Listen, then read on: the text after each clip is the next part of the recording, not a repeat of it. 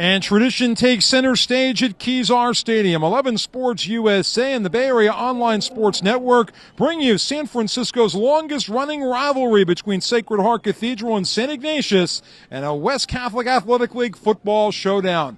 And a very pleasant Friday evening to you. I'm George Devine along with Steve Nicolopoulos. And Steve, we're going to talk a lot about the lore of this century-old rivalry as the night goes on. But first, let's talk about the 2018 matchup. And for Sacred Heart Cathedral, the night's visiting team, Anthony Hurd has been the man out of the backfield. Anthony Hurd is just that. He is the man. I saw him play last year in a game up here at Kezar, and he ran like crazy. He was the Thundering Herd. I gave him that nickname. But he's a man that's going to carry the rock for the Irish here tonight. Coach McLaughlin really has a lot of good things to say about this young man. This is his second year as a varsity level player, and they're going to expect a lot out of him tonight. They're going to go ahead and come out with a win. And speaking of wins, St. Ignatius looking for its first win. The Wildcats 0-5. Mark Biggins is their featured running back out of the backfield. We're probably going to call his name a little bit too. Biggins, he's the other workhorse on the other side of the field. Biggins carries the rock. They do have two running backs in their formation, but Biggins is the main carrier of the rock. He's a guy that can go ahead and cut through the line like a hot knife through butter. He weaves his way around, but he's strong enough to run people over as well. Well, one of the best parts of this rivalry, there's always an unsung hero. Stick around and find out who it is. Sacred Heart Cathedral in St. Ignatius. And now let's learn a little bit more about Sacred Heart Cathedral prep.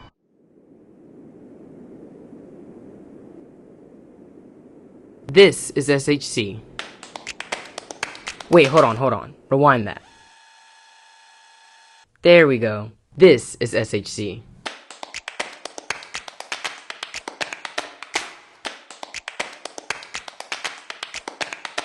That's the LaSalle campus, and that one over there is DePaul. SHC is literally in the center of San Francisco. The entire world is at our, and now your, fingertips. This is what life at SHC looks like. This is the Bruce Mahoney basketball game. It's one of our biggest sports games of the year. SHC has been around for a long time, since 1852 to be exact, and each of us adds something different, something special to our story. So welcome to our family. That's Mr. Saga. He's our dean. I'll see you in detention. Tony, John, Devon, they're part of our campus safety team. And those guys over there, wait, actually, they look a little busy. We'll leave them alone. Alright, moving on. That's Mr. Bohm. He's the choir director. And that's Emma. She's rehearsing for the musical. This is Keyshawn. You play? He's on the baseball team. We are SHC. I am SHC. We are SHC. I am SHC. But what is SHC? We are SHC. We are SHC. We are SHC. We are SHC. The next 4 years can be the most exciting, transformative years of your life. We can't wait to take that journey with you.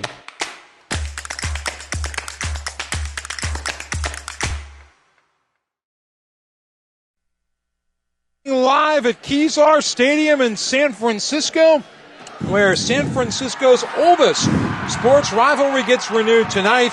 The Sacred Heart Cathedral Fighting Irish, you see them right there on the sideline against the Wildcats of St. Ignatius. And once again, a very pleasant good evening to you, and welcome to 11 Sports America's presentation of the West Catholic Athletic League on the Bay Area Online Sports Network. I'm George Devine, along with Steve Nicolopoulos. And Steve, a lot of history in this matchup.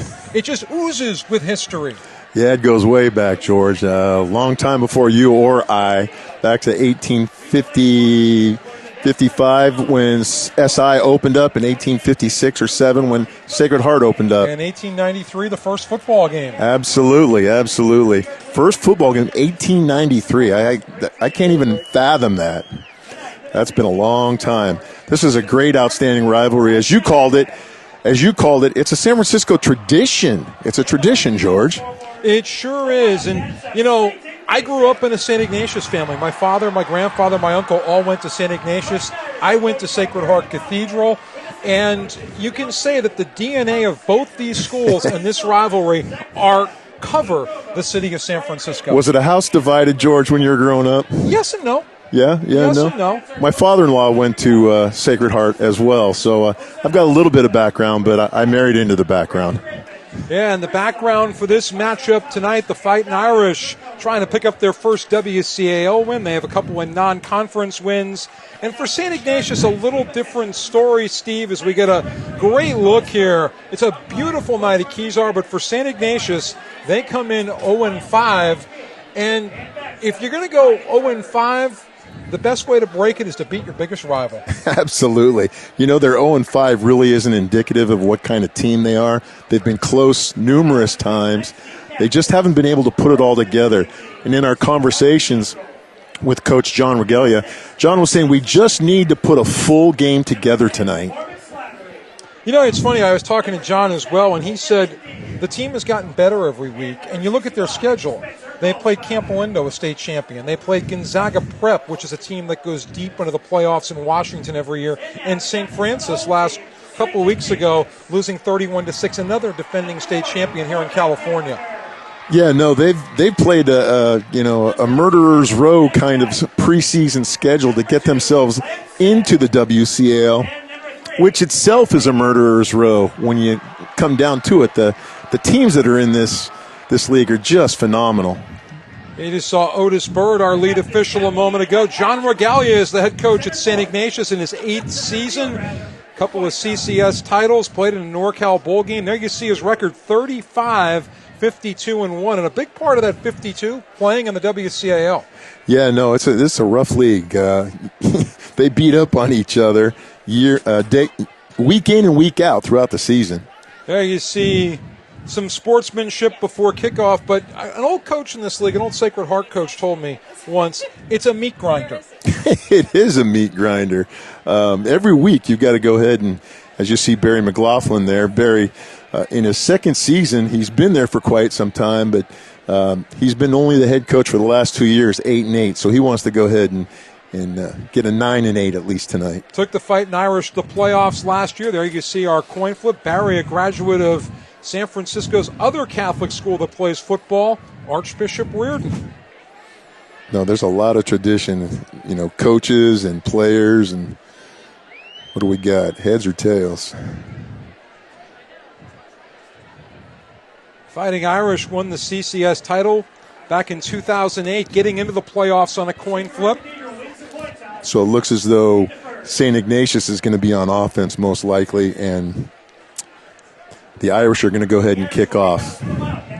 You know, when you get into this stadium here, Steve, one of the interesting things, the field runs east to west, and as the evening goes on, the wind going from the west, from the beach, picks up, and you want to be heading east during the 4th quarter. Yeah, it kind of turns into a wind tunnel, George. That wind coming off the ocean there just blows right through the park.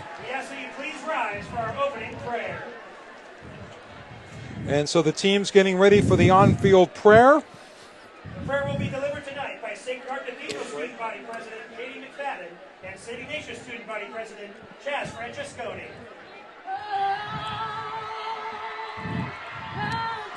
And our national anthem wrapping up here in San Francisco. And you hear the fans getting ready. And one final handshake before a showdown that divides San Francisco. Yeah, this is an incredible scene right here. These two schools, both Sacred Heart, fairly good-sized school. SI, a much bigger school. But you look at these stands; they're packed. Yeah, I was talking to a couple of folks from both schools before the ball game. They're expecting between 6,000 and 8,000 fans here at Kezar.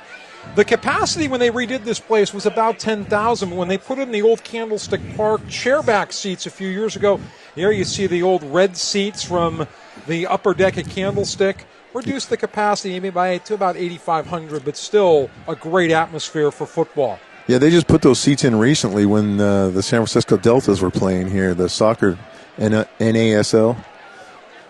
So it's a nice addition. It makes it a lot more comfortable and a lot more cozy situation, even though you lose a few seats, but it's a nice place to go ahead and watch football. And St. Ignatius wearing the red, Sacred Heart Cathedral, the visiting team, wearing the green and white. There you see the young quarterback for Sacred Heart, Colt Keene Dowling, warming up. We'll see him a little bit later.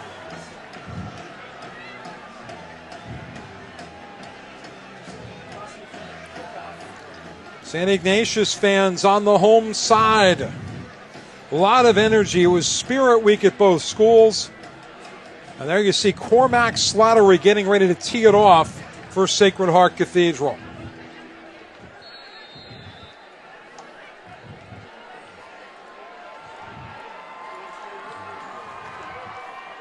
And the deep men for St. Ignatius are Biggins and Shannon. Two of the running backs in the back there to receive. And a squibber. It's going to have to be taken by one of the up men. And St. Ignatius gets a nice second burst. And they'll have good field position to get this one going. Takes it for the Wildcats.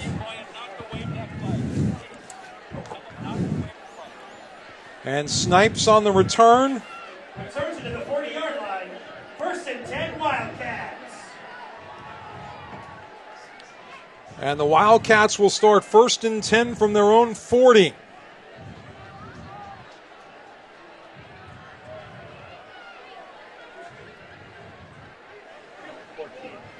Looks as though we got a little change up here. For the quarterback was going to be Hagfeld. Now it's Zach Taylor Smith. Yep. Zach Taylor Smith. In the backfield with Biggins. Wildcats will start in trips right. They go to their tight end, Blake, a lot. And Taylor Smith on the roll. Completes it to Rosen for the Wildcat first down. And they go 10 yards into Irish territory. Great little open play there. They fake the line, the dive into the line, and they roll them out to the right. Let's get a look at the Wildcat starters. The Irish 42 brings up a first down, Wildcats. There you see Biggins and Sweeney, Brian Blake Jr., the big tight end. 1st and 10 from the Irish 42. And it's Biggins. Getting great blocking in the middle, Steve. No, it's the front line is doing a great job there for the Wildcats. And you take a look at the starting lineup for the Fighting Irish defense. Coaches are really high on Leo Mateo, number 38. You see him toward the bottom of your screen. And LeVar Watkins Jr., one of the top men, along with Tyrese Ivey in the secondary. 2nd and 2 for St. Ignatius. And Biggins again, but this time the Irish read it well. Contact there by Cervantes. George, that handoff in the backfield was deep in the backfield and gave the Irish an opportunity to go ahead and come across the line of scrimmage there on that play and make a tackle for no gain. 3rd down and 2. Barry McLaughlin in his 2nd year as head coach, longtime defensive coordinator for the Irish. Somebody might have jumped. And Biggins again. Barry McLaughlin saying he was short. Let's see what the officials say. I'm looking at the official where he's marking it. The head linesman over there looks like he's going to be short. So it's going to be 4th and 1. Actually, a very short one. He did not get a great spot on that, Steve. No, he didn't. Definitely didn't. They're going to go ahead and change here. They got another quarterback, the other quarterback, Kean Dowling. Or excuse me, that's the wrong quarterback. What do we got going here? Kicker. Cormac Gallagher going to punt. So Gallagher back to punt. And the Irish with Ivy deep. Ivy might be playing this out of his end zone. Gallagher trying to go coffin corner. And a great roll there for the Wildcats, gets it down to the Irish 8. Gallagher does a great job, but just a little pooch kick there to go ahead and get it to die at the 10-yard line and put the Irish in a very difficult situation here coming out of their own end zone on the 10-yard line. They've got 90 yards to go now. So Kean Dowling, the 6', 190-pound sophomore at quarterback. Last year he wore the red and blue of St. Ignatius. Had to sit out the first 4 games as part of the CCS transfer rule. And he'll start immediately from the shotgun with Slattery in motion over to the left. And that is ruled incomplete to Slattery. Let's get a look at Sacred Heart Cathedral's starting lineup on offense. This is how the Irish line up against the Wildcats tonight. Remember the guy to watch, Anthony Hurd, number 24, Steve. Yeah, he plays on both sides of the ball, but they really expect a lot out of him on offense here tonight. Hurd, a second-year starter for Barry McLaughlin's ball club. There you see him next to Dowling. Dowling passing again, and this time gets it complete to Mateo, the two-way starter, and Mateo has the first Fighting Irish first down of the night. Let's get a look at the St. Ignatius defense that's trying to stop Mateo and company. Takes it down for the Wildcats. 15-yard gain to the 25-yard line. First and 10, Fightin Irish. They did a good job of getting the ball to the edge, and the receiver does a good job of spinning to the outside away from the defense. The defensive back needed to go ahead and tackle from the outside in. Dowling gets it to Hurd. First time we call his name tonight, and great penetration by St. Ignatius getting to him. Jack Dyke and Jack Castiglione on the stop. Yeah, no, the Wildcats were swarming on him. I think they're going to key on him all night. There you see the starting lineup for that Wildcat defense. Dominic Fernandez is the key guy in this unit. You see Biggins and Sweeney are two-way starters. St. Ignatius has 5 new starters this week compared to last week on both sides of the ball. Yeah, no, the coach has changed a lot of things up here this week, trying to go ahead and get a win. Bringing up a couple of guys from their junior varsity. 2nd and 10, 25-yard line. And nowhere to go for Dowling. Loose ball. Who's got it? And it's going to be the Irish ball. Evan Branch Haynes does a good job of knowing that the ball's down on the turf, keeping his eyes on the ball. He just dives on it, saves it for the Irish.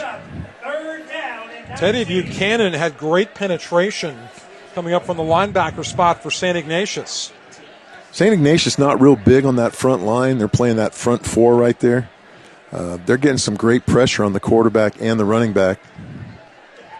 So 3rd and 19 in the shadow of the Irish goalpost. There you see Keen Dowling. And Hurd's going to have to hustle to get this one. It looks like the Wildcats have it. It's St. Ignatius's ball. Turnover. Those things will kill you, and that's what both of the coaches were talking about this week, was they needed to go ahead and win the turnover battle.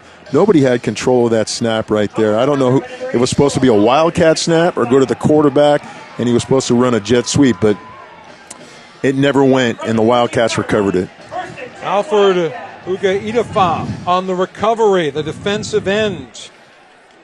And a short field coming up here for St. Ignatius and Zach Taylor-Smith. They'll go from the shotgun to start out, starting from the 14-yard line. And this is Topher Bly, who flies between running back and wide receiver. Noah makes a great tackle right there from that linebacker position. Nose guard up in the middle.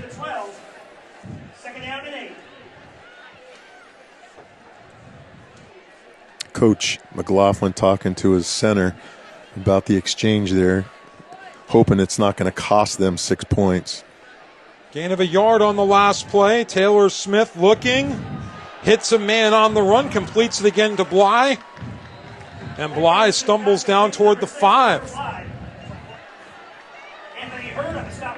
So Anthony Hurd making the stop for Sacred Heart Cathedral. Yeah, the two-way starter Hurd making his presence felt on defense rather than offense, as we were talking about earlier. You know, it's interesting about these games. Sometimes there are unsung heroes. Sometimes there are unexpected stars. Sometimes the guy you think is going to be the defensive star winds up making a big offensive play, or vice versa. No, these young men, they want to shine tonight here on both sides of the ball. Taylor-Smith keeps it after the fake. And he should have the first down. He looks close. He looks close as we see the official run in on the 5-yard line, and the sticks are just on the other side of the 4 3/4 yard line. Stop short of a first down. So he stopped short of the first down, and there you see the marker go to the 4th down spot, and there's the distance to get. 4th down and 1. I think John Regalia is going to play it conservatively here. Oh, they're going to go for it. Nope, they're going to roll the dice here. Why not? Exactly. You flip the field on the Irish, and you put them in a deep, deep hole. They're at the bottom of the well right now. Biggins on the sweep. Gets more than the first down. And did he break the plane? No, he didn't. Just short of the goal line. I'd love to see another look at that because it looked like to me he reached over. He did reach over, but I think the head linesman is saying that his knee was down before he reached. So if we get an opportunity on the replay, we might be able to go ahead and see that. Irish defense getting tested early. St. Ignatius trying to benefit from the turnover, and now Biggins again. And he's denied one more time. Irish defense is getting real stingy right now with the short yardage. Breckenridge on the stop for Sacred Heart Cathedral. Going with their heavy package here, the Wildcats are. They're three backs in the backfield, too tight. One of the things that makes that real easy for the defense is it compacts the defense. So they may want to try and go outside here rather than run it inside. They'll stay inside, and it's Biggins again, and he's in for the score. Touchdown, St. Ignatius. So they go off tackle, away from the heart of that defense, and they're able to find a little crease, and Biggins goes right in.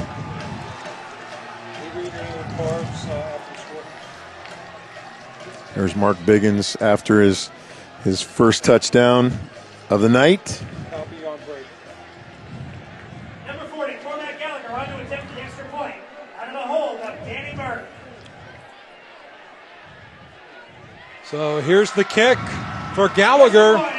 It's up and good, and the Wildcats benefit from the turnover. They lead Sacred Heart Cathedral 7-0, and we're back to San Francisco after this on 11 Sports USA. A 3-generation family-owned and operated restaurant, Original Joe's, has been serving up old-school Italian-American dishes for more than 80 years. Generous portions and smooth cocktails are just a couple of the elements of the brand, making Original Joe's the quintessential and classic San Francisco dining experience. Great place to enjoy the Columbus Day Parade on Sunday at Original Joe's in North Beach. Great place to go after the game here. There you see Cormac Gallagher ready to kick off. Watkins at the bottom of your screen, Hurd at the top. St. Ignatius the 7-0 lead. On the short run by Biggins following the fumble.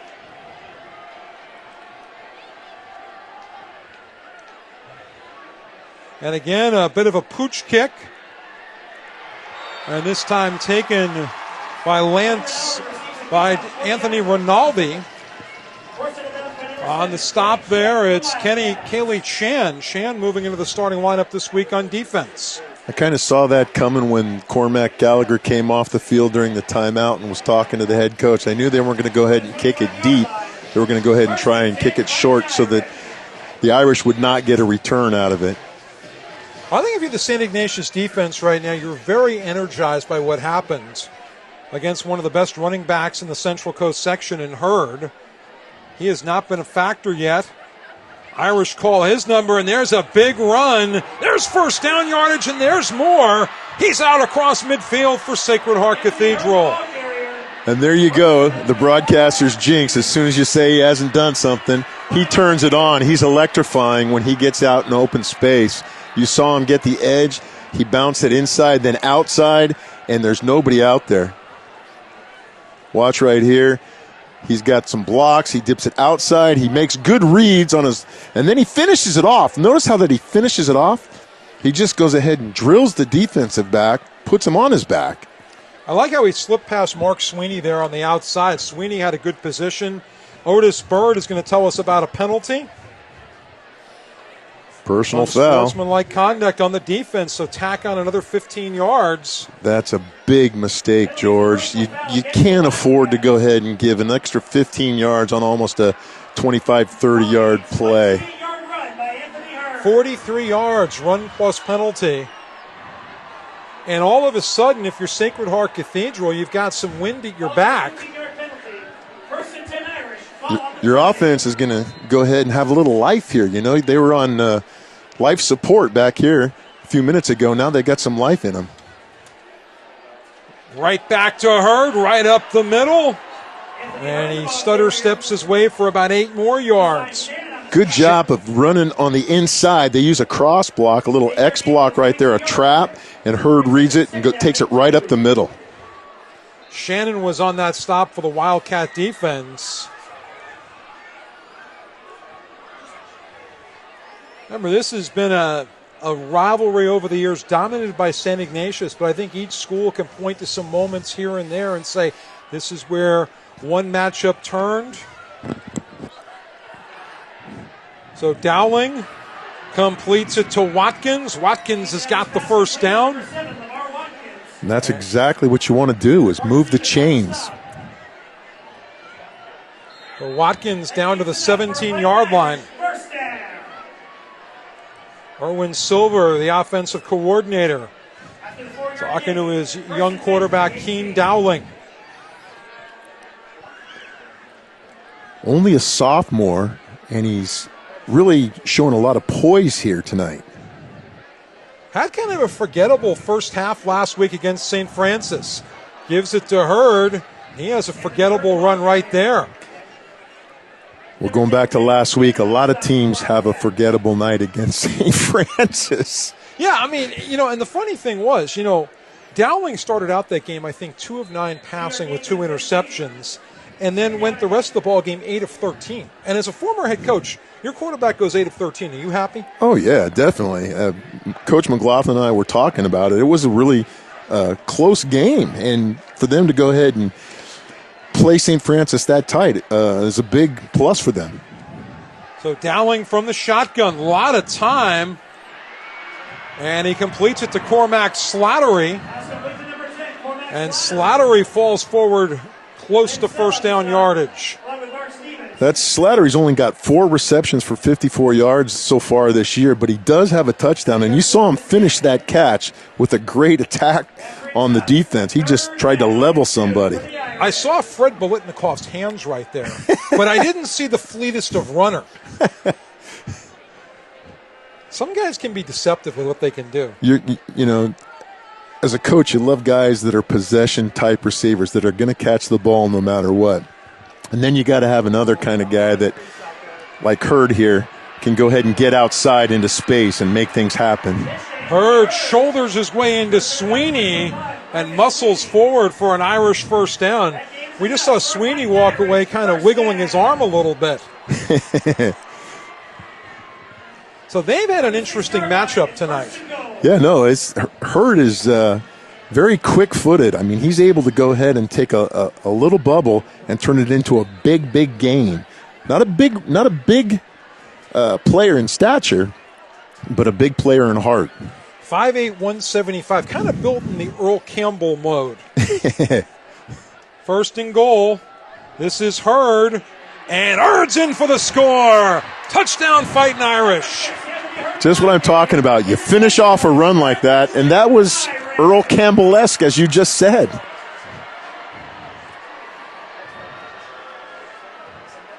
He does a great job of taking the ball, and again, going up the middle. They found something there up the middle against that Wildcat defense. Hurd asking a second ago for a well-deserved drink.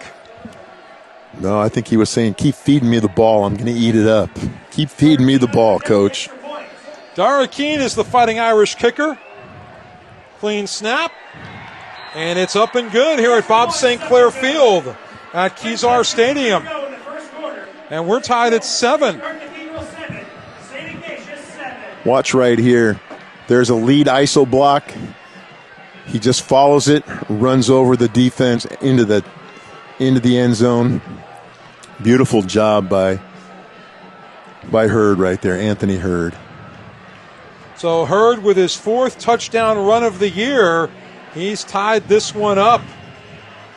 And we talked about this rivalry going back to the 1890s. And you think about it, the 49ers didn't exist till the late 40s. Didn't really have a rivalry with the Rams until right after that. Remember, you can get more sports daily by following us on Facebook, Twitter, and Instagram at 11 Sports USA. Find out what events are coming up, information about teams and players, and what games will be streaming live on different social media sites.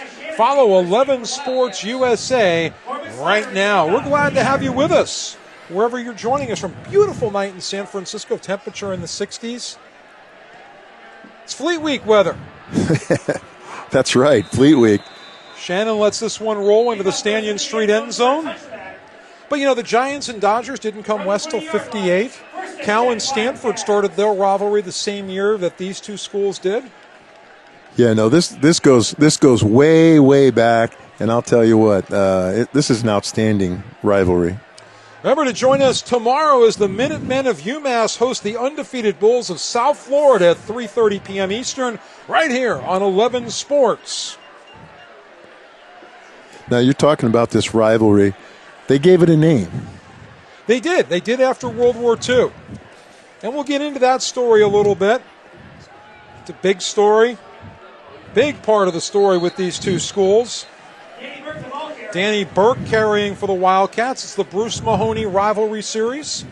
There's a trophy. If you win the football game, you win the first basketball game or the first baseball game, it's your trophy for the next year. Yeah, this is 1/3 of the tri-leg trophy. We can call it the tri-leg Bruce Mahoney trophy. And there's a little slip right there. He was down, but they didn't blow the whistle. The Irish did finish that play off. A little jet sweep right there. And it's named for 2 alums of each school who died during World War II. Bill Bruce, a naval officer from St. Ignatius. Jerry Mahoney, a young seaman in the United States Navy. And dump it out to Danny Burke again. Burke with his 6th catch of the year picks up the Wildcat first down. Burke doing a good job from that slot receiver. Number 11, that reminds me of a kid I know pretty well, Julian Edelman. Number 11, played last night. That slot position.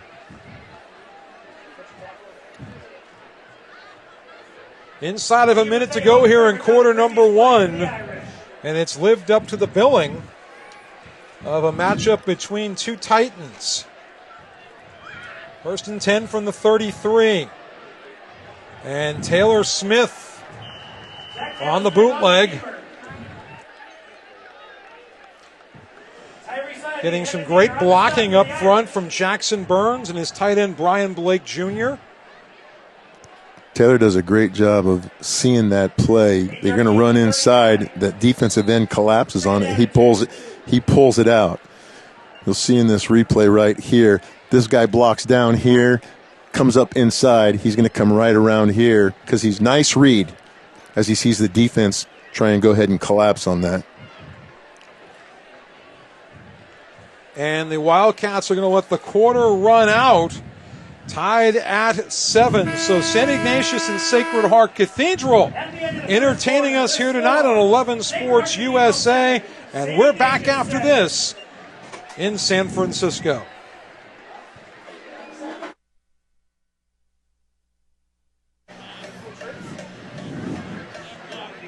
And back live here at Kezar Stadium, our broadcast brought to you in part tonight by Roxy Food Center, home of some of San Francisco's finest sandwiches. Visit Roxy, San Jose Avenue in San Juan, right across from Balboa Park, or give them a call, 415-587-2345. Barry McLaughlin, I can tell you this, when he was going to Archbishop Reardon City College, he ate Roxy sandwiches and loved them.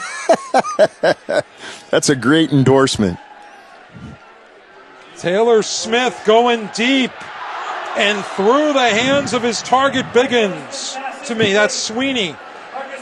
Sweeney was wide open. He got over the top of the defense. You'll see right here, Taylor Smith Nice pass, puts air on it, but watch at the end here. He doesn't put a bottom in the basket. Sweeney's got to go ahead and put a bottom in the basket and catch that before he can go ahead and run. You know, as a receiver, does it get so exciting sometimes you're thinking about the next step and you just forget to put the bottom there? Yeah, you know, you're wide open. You see the end zone in front of you. The ball's coming to you, and sometimes you just don't get it done. And the sweep play comes to Biggins, and Biggins putting on the Jets. Biggins off to the races. See you later. And is he in? They might say, they're going to say he was down at the 1 yard line. They're going to say he was down before he fumbled that ball. Even if he did fumble it, it was recovered by the Wildcats being very heads up there. 60 yards to the 1 yard line. A 60-yard run, but about a half yard short of 6 points. Biggins is a little bit gassed right there. 60 yards does a great job of getting to the edge. That was a great play. You're going to see they're going to run a jet sweep. They're go the other way. They've got a fullback with the kick out. He dips it. The defense is not there, and he gets 60 yards all the way to the 1. Sweeney checking in, but Taylor Smith is going to go in for the quarterback keeper. So Taylor Smith picks up where Biggins leaves off, and the Wildcats, quick score, go ahead. Yeah, that little quarterback dive right there. He's got to go ahead and thank Biggins for that, setting that thing up for him. Biggins did a great job. It looked like he had a jetpack on his back there once he got into open space, but SHC does a great job of chasing him down, almost saving it, but next play they scored. Cormac Gallagher. Danny Burke to hold. With Danny Burke holding, kicking toward the Stanion Street end. Delay of game. Delay of game. Flag on the field.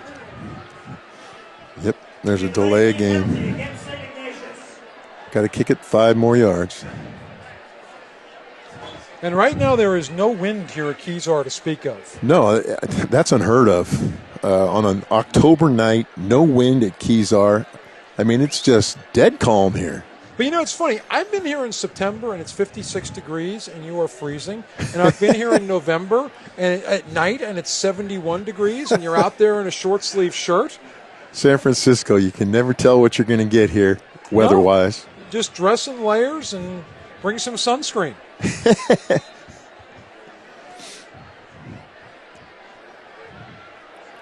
We have 2 young men named Cormac in the game tonight, including Cormac Gallagher, who's kicking right here. He had a great block on the long run for Biggins, and the kick is up and good, so it's 14-7 with 11:20 to go in the first half. Yeah.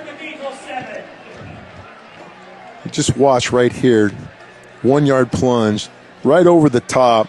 Nice tall quarterback, and he just goes right over the A gap, the guard center gap right there, and gets in. Remember, you can catch college soccer on 11 Sports. Join us tomorrow for another college soccer doubleheader at 2:30 Eastern, 11:30 Pacific. Cal State Dominguez Hills travels to San Francisco State in men's action. Then women's action follows at 5 o'clock Eastern, 2 Pacific.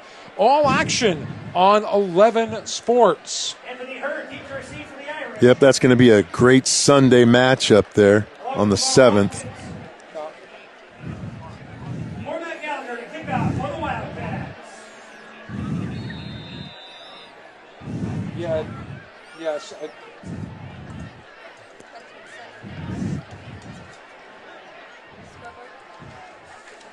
And here we go for another short kick, I bet. Whoop. Nope, got me wrong. Oh. Picked up at the goal line by Watkins. And Watkins salvaged something out of that. Watkins is extremely lucky because that ball just died on about the 6-inch yard line. He was expecting it to go ahead and go into the end zone. You see right here, he's like, okay, I'm going to give up on it. But the spin, now he's got to do something with it. He picks it up, and he makes a decent return there to the 25-yard line. You know, with so many games now played on artificial turf, I think players expect that ball to keep rolling and keep bouncing. The skid you get with that artificial turf. This is a natural turf here, and these guys probably don't play on it very often. And Dowling fakes it to Hurd. He'll keep it himself, and he stretches it out to the 30-yard line for about 6. Sweeney doing a good job of coming from his defensive back position to go ahead and make the tackle. Now here's something that I disagree with, and this is a personal thing for me. I don't want my quarterback running over to the sidelines every single time to go ahead and get the play. I never could understand that. You either signal it in or you send it in with another player. You're going to tire your quarterback out doing stuff like that. Those legs get a lot of work. Yep. Fourth quarter, they turn into rubber. 2nd and 5. This is Watkins. And SI reads the sweep well. Yeah, that's a great point, because you think about it, it's at least a 25-yard run each way when you're deep in your own end zone to the side of the bench. Not only that, if you're on the opposite hash, you're running 3/4 of 50 yards. You're running, 25, 30 yards across the field to go ahead and get the play. That's what they make backup receivers for. Exactly. That's what I always used to do. 3rd and a long 4 for Dowling and company.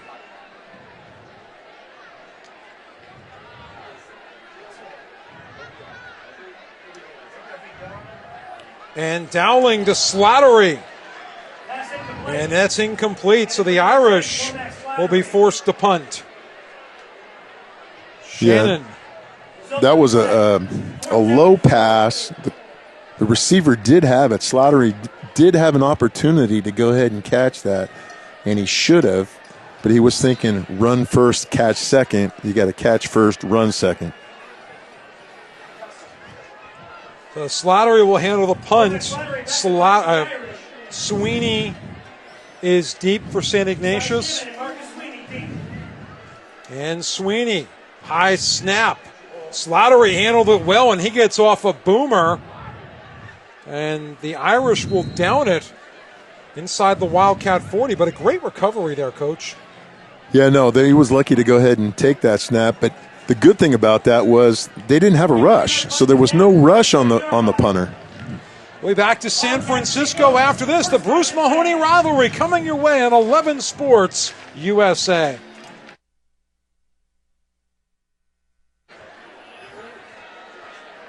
And St. Ignatius will hold its open house on Sunday, November 4th from 1 to 3 in the afternoon. You and your family are invited to explore SI's campus, meet current students and faculty. You can also learn about financial aid. For more information about attending St. Ignatius, go to siprep.org and click on admissions.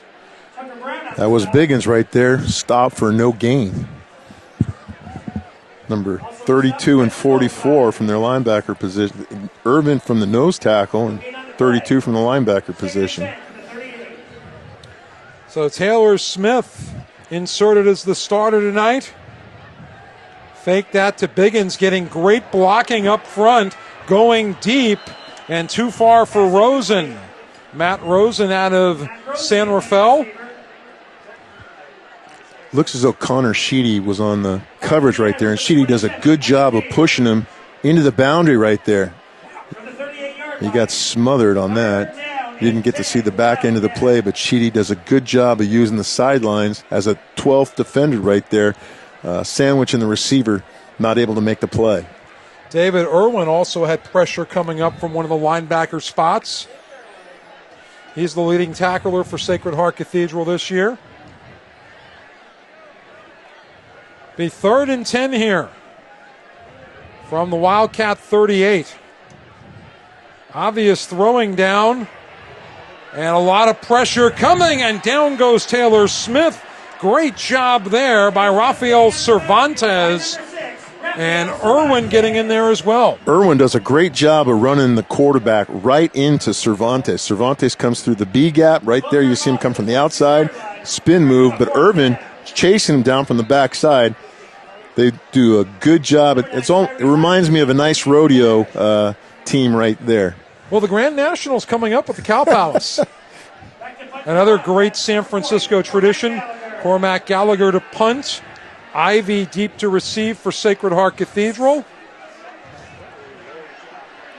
And I think the Irish are going to go into scatter mode for good reasons right here. Yeah, that was not a real good punt.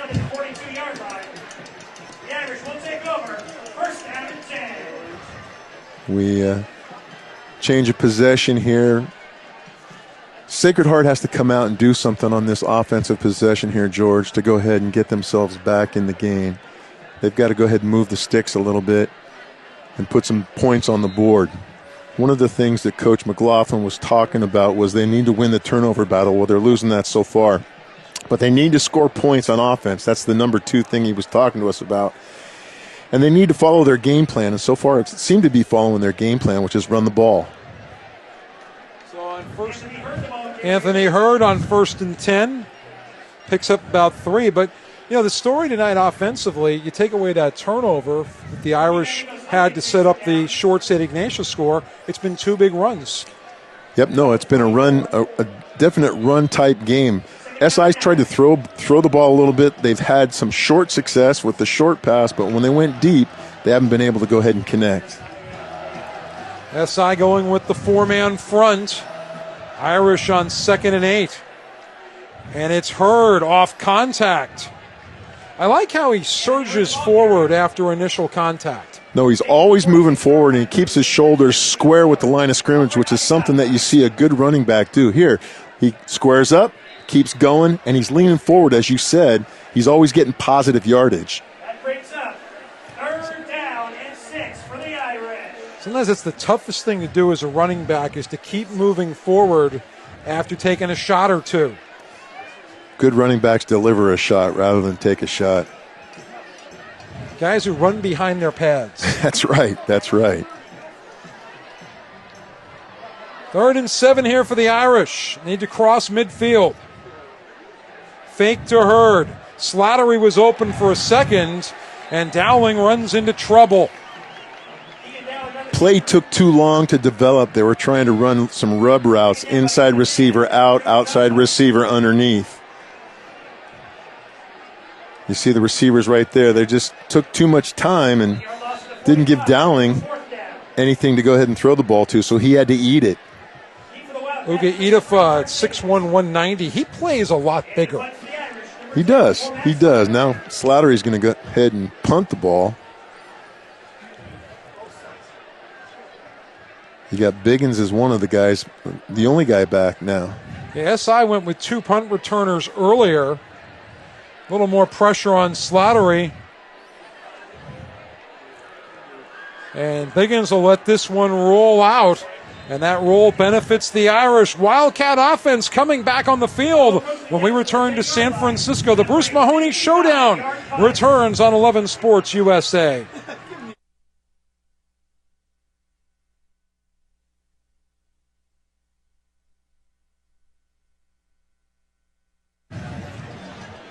And you're looking live at the Sacred Heart Cathedral Fighting Irish here in San Francisco.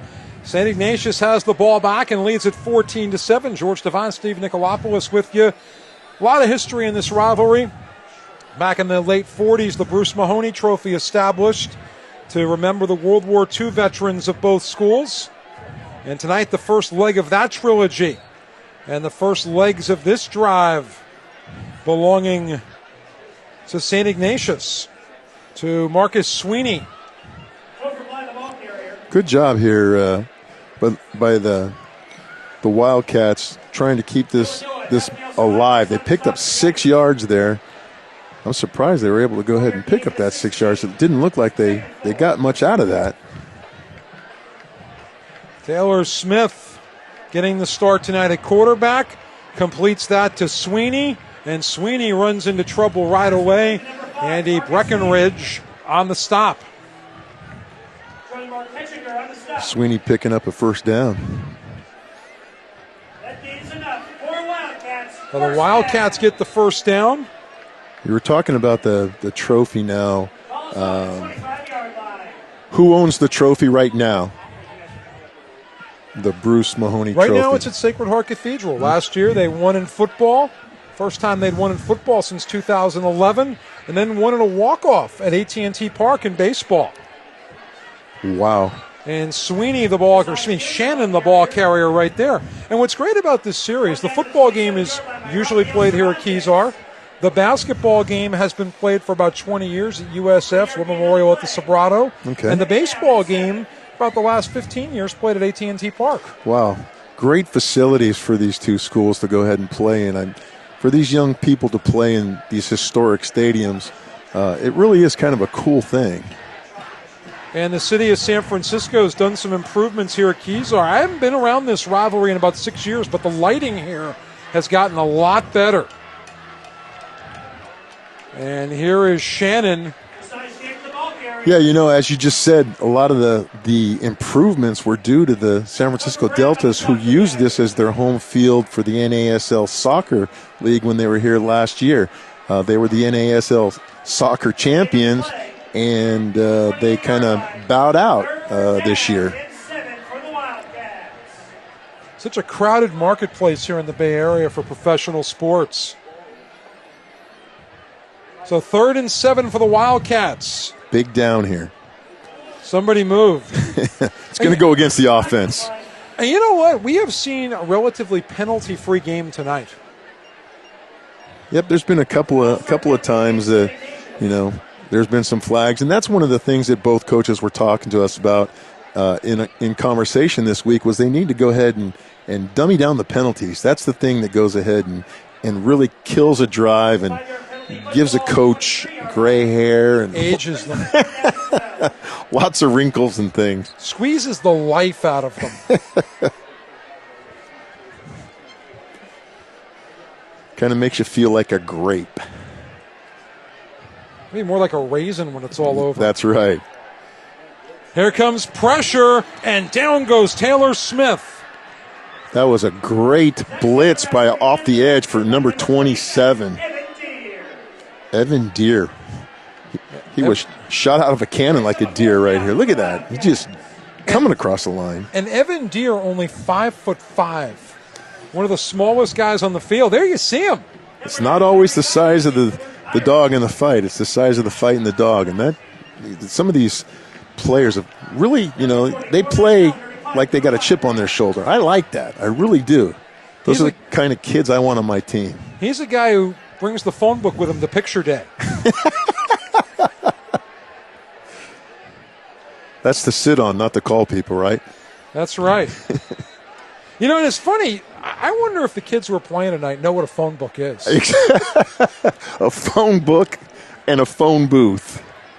And be sure to tune into our digital channel tomorrow, 11 Next, as the Northern Arizona Lumberjacks host the Weber State Wildcats at 5:30 Eastern Time. Catch all the action on 11 Next for the fans. First down, Fightin Irish. Exciting football in the Big Sky Conference.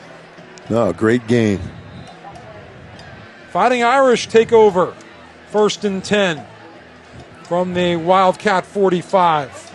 That was a Wildcat formation. That was Hurd taking the snap right there, a direct snap to Hurd, and he picks up a few yards, forced out of bounds for maybe about pick up the half a yard there.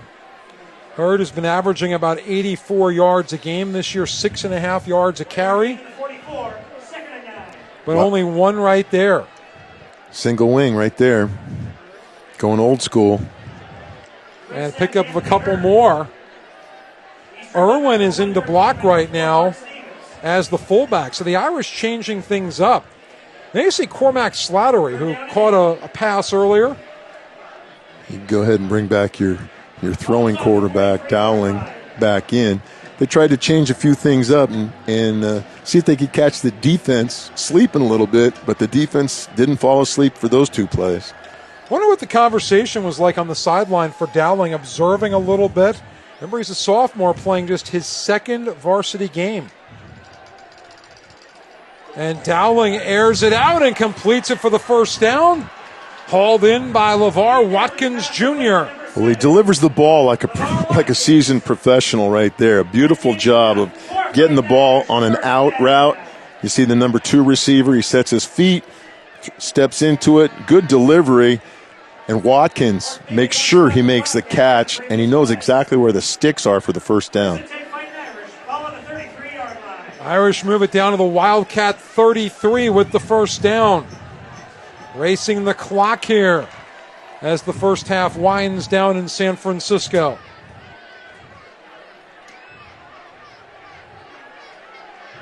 And he's going to keep it. He's got the first down. He's got some more. The sophomore keeps going, and Dowling is inside the 15. You know what I like about that? He sees that he's got defenders around him, and he covers the points of the ball up. He puts both hands on the ball as he's running. You'll see right here in this replay. He gets back. He's got a back in the flat, but he sees opening. Now watch right here. He covers it up. Covers it up again, and he makes sure that he doesn't lose the ball. That's a sign of a pretty smart quarterback right there. And, and he sold it pretty well there with a look at Hurd, and then Leo Mateo gave him a great block moving forward. Sophomore showing a lot of poise here. And the plan was he had to sit out games because of his transfer. If he didn't have to sit out, he would have been the opening night quarterback for the Irish. Now trying to find an opening here to the end zone. Dowling. Going to get dragged down, but he'll fall forward for a couple. Remember, each team has 3 timeouts left. That's right. Dominic Fernandez with a nice shoestring tackle, saving that as Dowling sprints out to his right. He had Hurd in front of him, but the defense read that real well. This is their first half.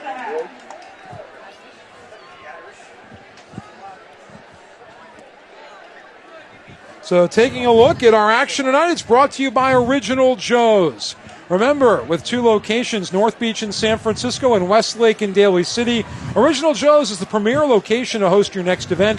From birthdays and reunions to wedding receptions and corporate gatherings, let our experts event team bring your vision to life. Always love stopping at Original Joe's. They got some great food there. Great food. Ever 11 Sports is pleased to announce our new channel on Twitch TV.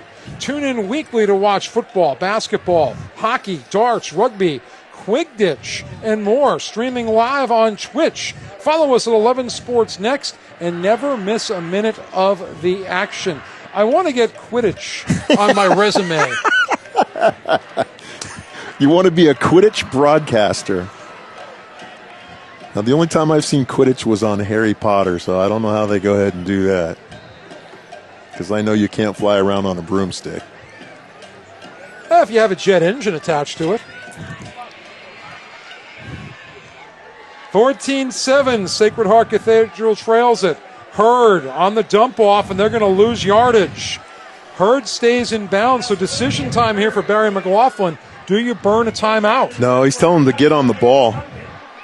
I disagree with coming out of a timeout, you go with that play. I'd have designed something a little bit better than that, but I'm on the sidelines now. I'm up in the press box. I'm not on the sidelines.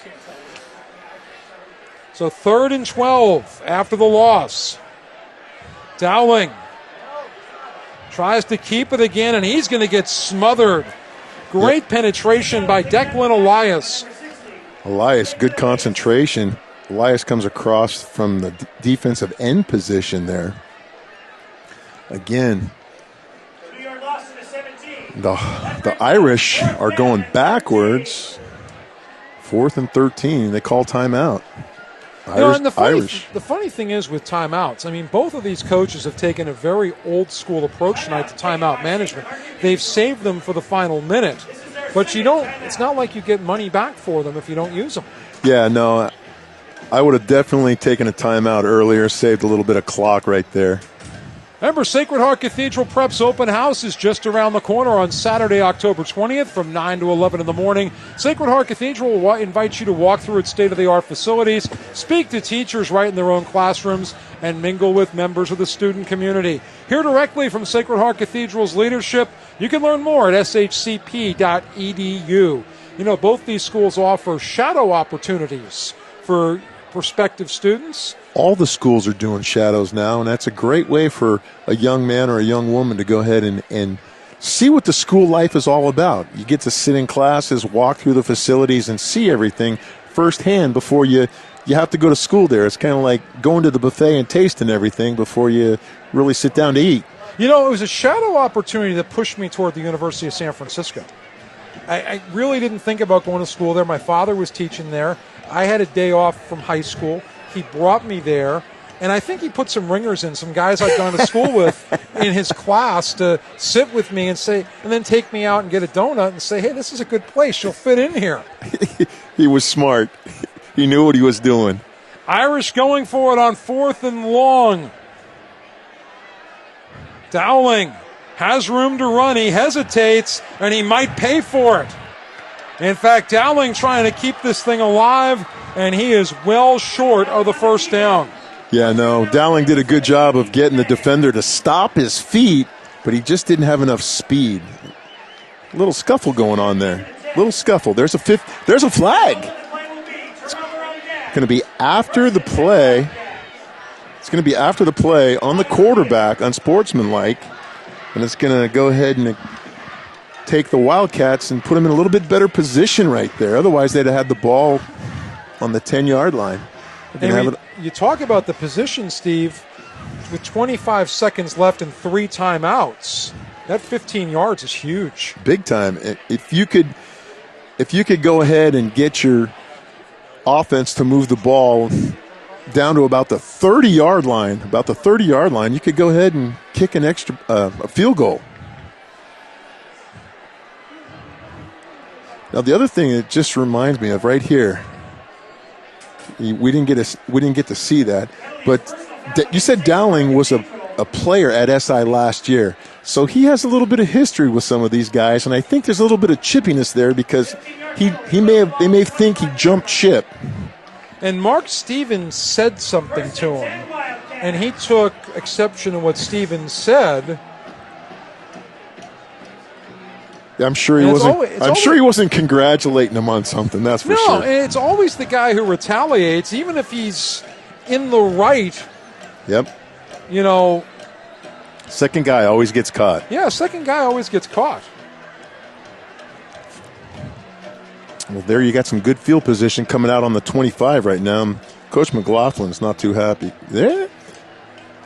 Yeah, number 4. And you got to credit Spencer Goldfein, one of the tackles, with getting the fight contained. Good job of Spencer. Well, they're just going to go ahead and let it run down. Nobody's going to do anything. So the Wildcats will trot back to the locker room with the lead. So 14-7 at the half. St. Ignatius leads it on a beautiful San Francisco fall night at Kezar Stadium. When we come back, we'll have highlights from the first half and more. You're watching West Catholic Athletic League football on the Bay Area Online Sports Network and 11 Sports USA.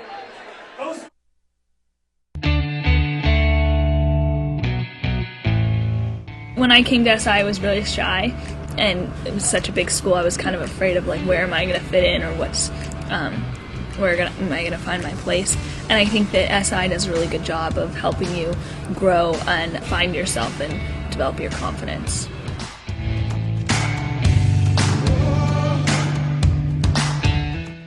I think that going into SI, I was worried that I was going to be forced to be something other than myself, and that I would have to do some kind of transformation my freshman year. And my individuality is something that's important to me. And I think that when I got here, I realized that there's not really that pressure that I thought there was going to be. I think that SI has just wanted me to be my most authentic and best self, and I think that in the last 4 years I've found that.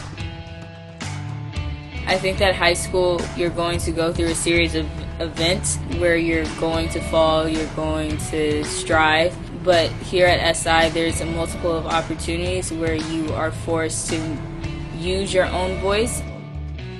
SI forms you to be a person who is knowledgeable about all different aspects of life and really care about everyone you meet and every situation or challenge that you face in life or that others face in life. You learn to really reach out to people who are out of your comfort zone or take on challenges that you might not think you can handle at first. But with the help of friends and teachers and everyone at SI, they really help you to take on whatever challenge you want to fix, whether that be in your community or even in the world. Enter as a Wildcat. Leave as an Ignatian.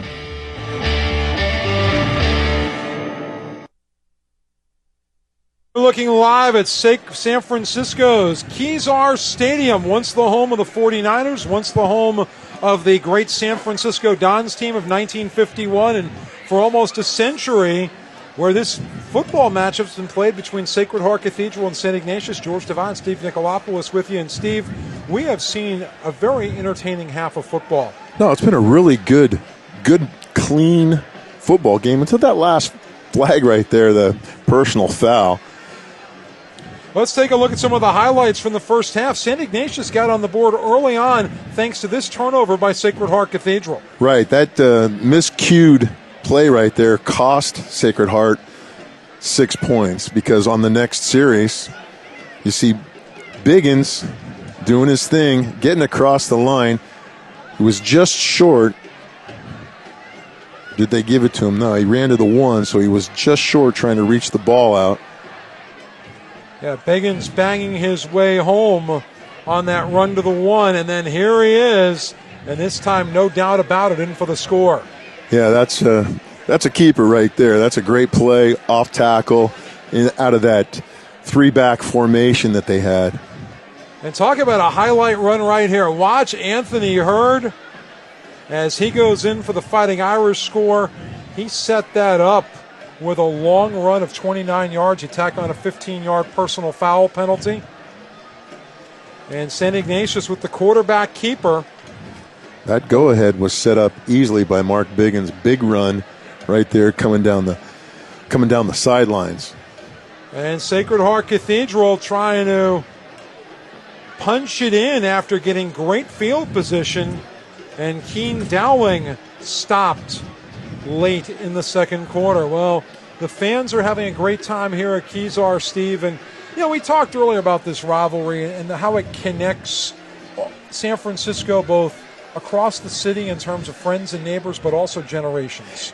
When I think of a rivalry, I think of a Hatfield-McCoy kind of thing, where one group does not like another group. But it's not like that here.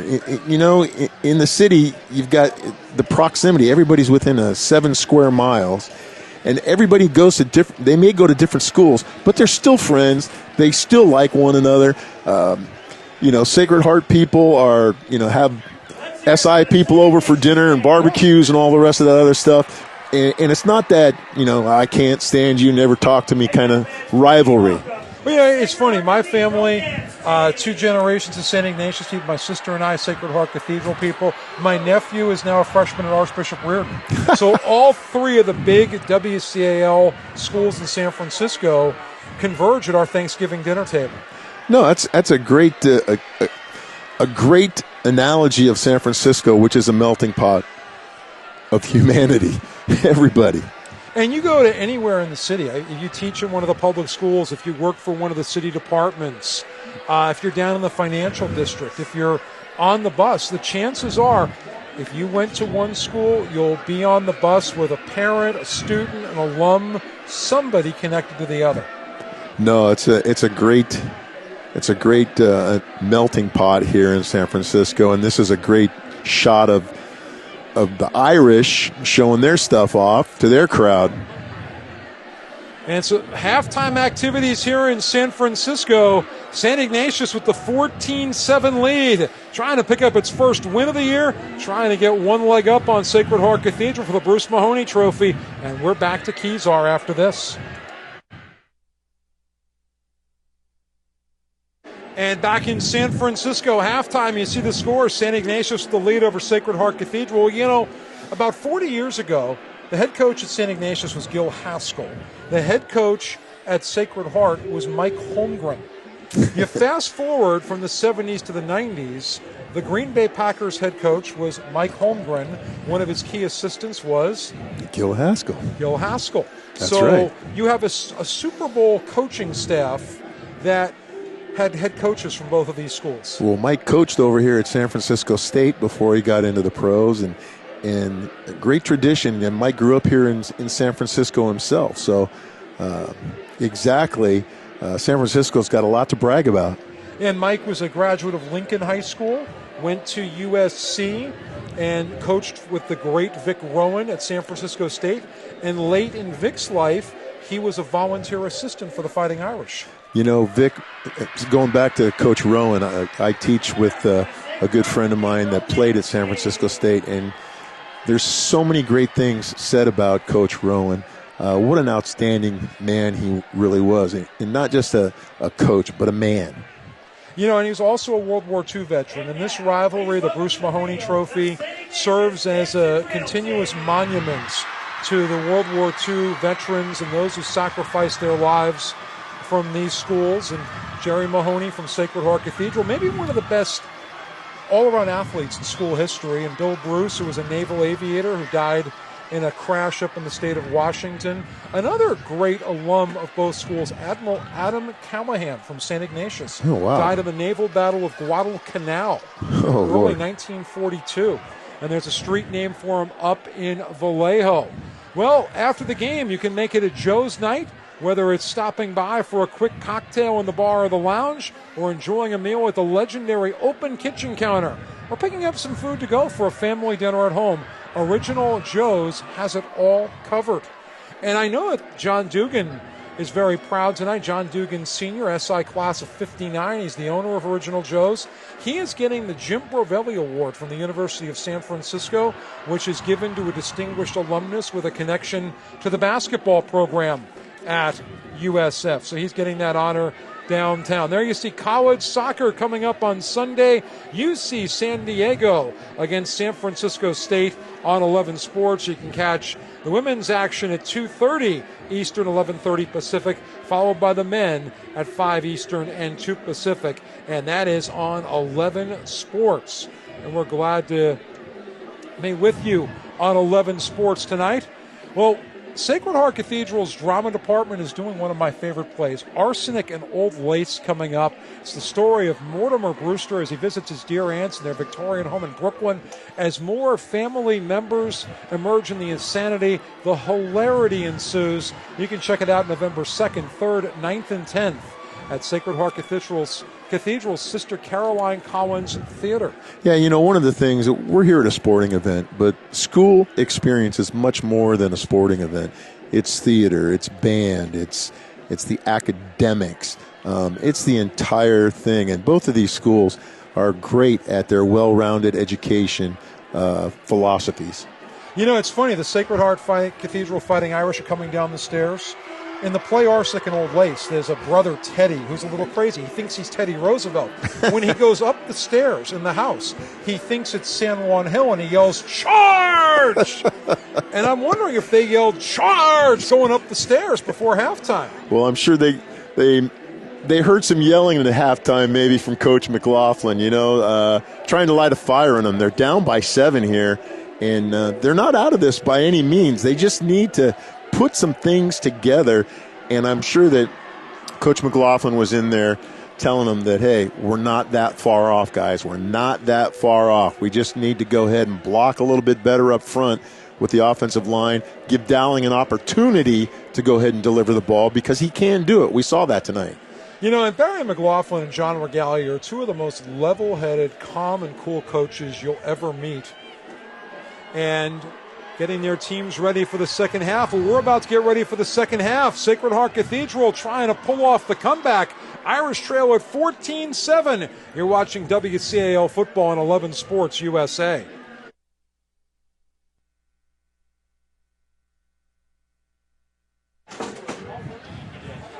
And you're looking live at Kezar Stadium in San Francisco. There you see some of the key stats. The big one up top, the score. But the turnovers, Steve, that's the big difference in this ball game. That's the difference right there, because that's what gave them the +7 right there, George. If they didn't get that turnover, we'd be matched probably even right now at 7. And the passing yards, +8 for St. Ignatius. The rushing yards, +14 for Sacred Heart Cathedral. And a big part of that was a 29-yard run for Anthony Hurd. Hurd tonight, 10 carries, 56 yards. And his opposite number, Mark Biggins of St. Ignatius, 8 carries, 74 yards. They have lived up to their pregame billing on the marquee. No, absolutely. Both the coaches said they wanted to be able to run the ball, to establish the run. They've done it fairly well, and they've done it through a number of different ways. Hurd, as you said, was able to go ahead and tote the rock up the middle, run it to the outside. But the quarterback, Dowling, he did some things with his legs as well. We got a switch up with the Wildcats at Taylor Smith at quarterback, and he's done a good job of moving the team up and down the field as well. You know, it's interesting with Dowling. Dowling had that one play where he ran for the big first down, and he looked like a 3-year starter. And then few plays later, he looked like a sophomore again. So I think that's something the Irish fans are going to see, is the maturation of Keen Dowling. And it's going to be exciting. And veteran quarterbacks in the WCAL are the ones who win championships. Absolutely. You got to have somebody to go ahead and guide the ship on offense. Defense is very important, but offense is where you're mostly going to score your points. In Sacred Heart, you know, in our conversations, they closed down their JV program due to lack of numbers this year. So they're very young. And talking with John Regalia, they're also young. He's about 50-50 with seniors and then underclassmen. So both of these teams are young, and they're going to come into their own here in the future very soon. You know, and Barry was talking about it earlier in the week. He calls it the Modern Day model. And Modern Day, one of the best high school programs in the country. They have a freshman team and they have a varsity. They have about 100 guys on each team. But he said, you know, this gets people the most experience and the most learning. Yeah, and it makes it kind of simple on a coaching staff where you can work with everybody when you have a smaller number of teams. You know, and a lot of the schools in the WCL, a lot of the schools everywhere face the same issue, which is dwindling numbers playing football. With so many kids specializing in one sport, you don't have that corner infielder / tight end linebacker anymore on a lot of football teams. Exactly. Or that basketball guy who's a receiver, or that track star who's going to help you out as a DB. Yeah, no, there's a lot more specialization going on nowadays than there was when I was going to school and coaching. Gallagher kicks it to Watkins. Watkins stretching the field out. Watkins across midfield, and Watkins is well into Wildcat territory, and don't see any flags down. And so tonight's broadcast brought to you in part by Roxy Food Center, home of some of San Francisco's finest sandwiches. A great tradition like the Bruce Mahoney rivalry. Roxy, always glad to see you at San Jose Avenue in San Juan, right down the hill from City College. Should we give him a call and have him deliver right now? I think they close at 9, so they're going to have to hustle. Peter Tanos, his brothers Simon and Tony, always great hosts. Can't repeat some of the jokes they tell, but been going there for 33 years. 1st and 10. And it's Hurd to get the second half going. You know, this is how they started the first half with Hurd, not getting too many yards on that first tote.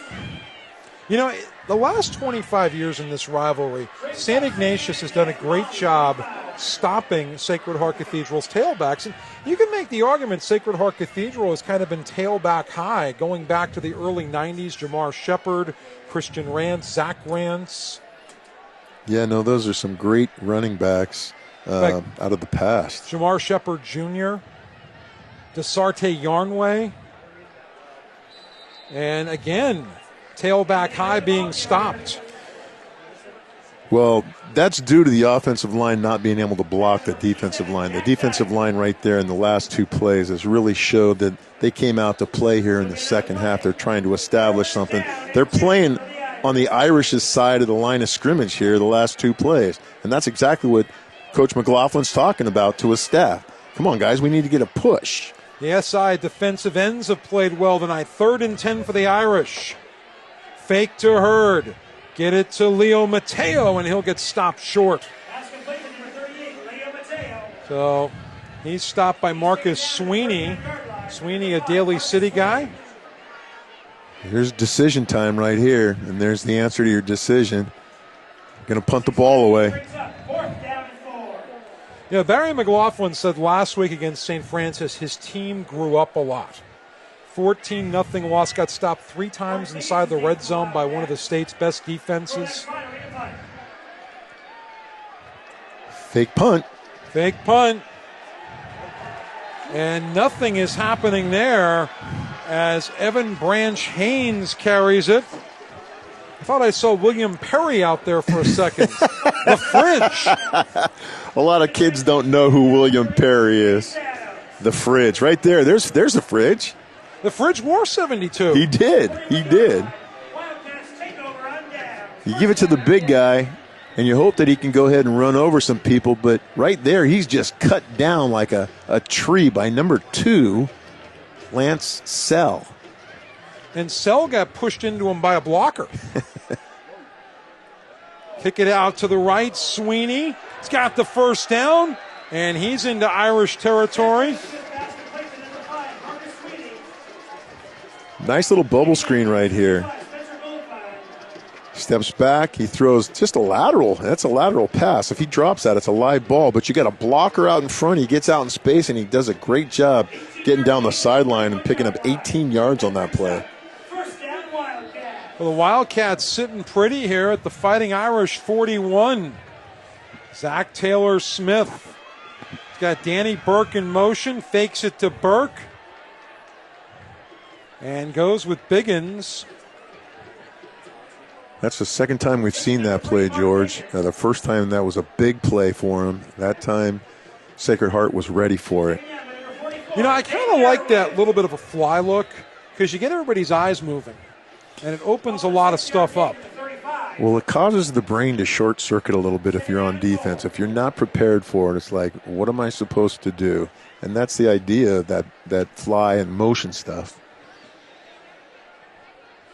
Not a lot of motion here. Taylor Smith is going to do some dancing, and he lets go of it, and it's picked. It is picked by Leo Mateo. We got a flag on the play, and I'm not sure what it's going to be. It could be a illegal man downfield.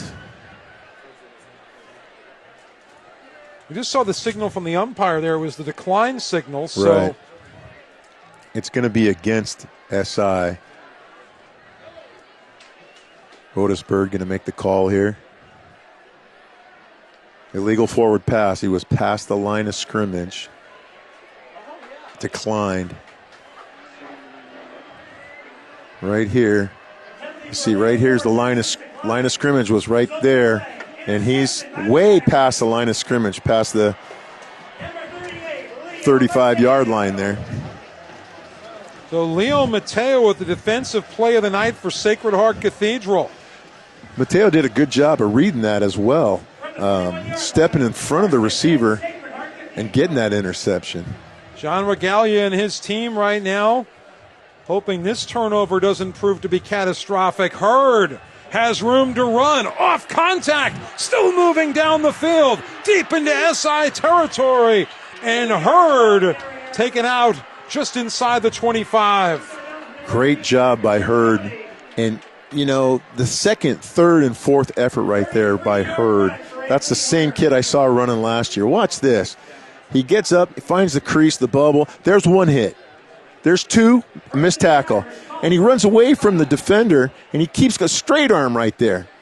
Great job. If he only had a little more sideline there. Good angle by the defense, taking a good angle for pursuit there. But Hurd ate him up. 1st and 10 at the 25. Guess who? And Hurd takes it 4 more yards. And all of a sudden the SI defense looking a little gassed as Siake Gallegos Hunkin on the stop. He's promoted from the JV for this week.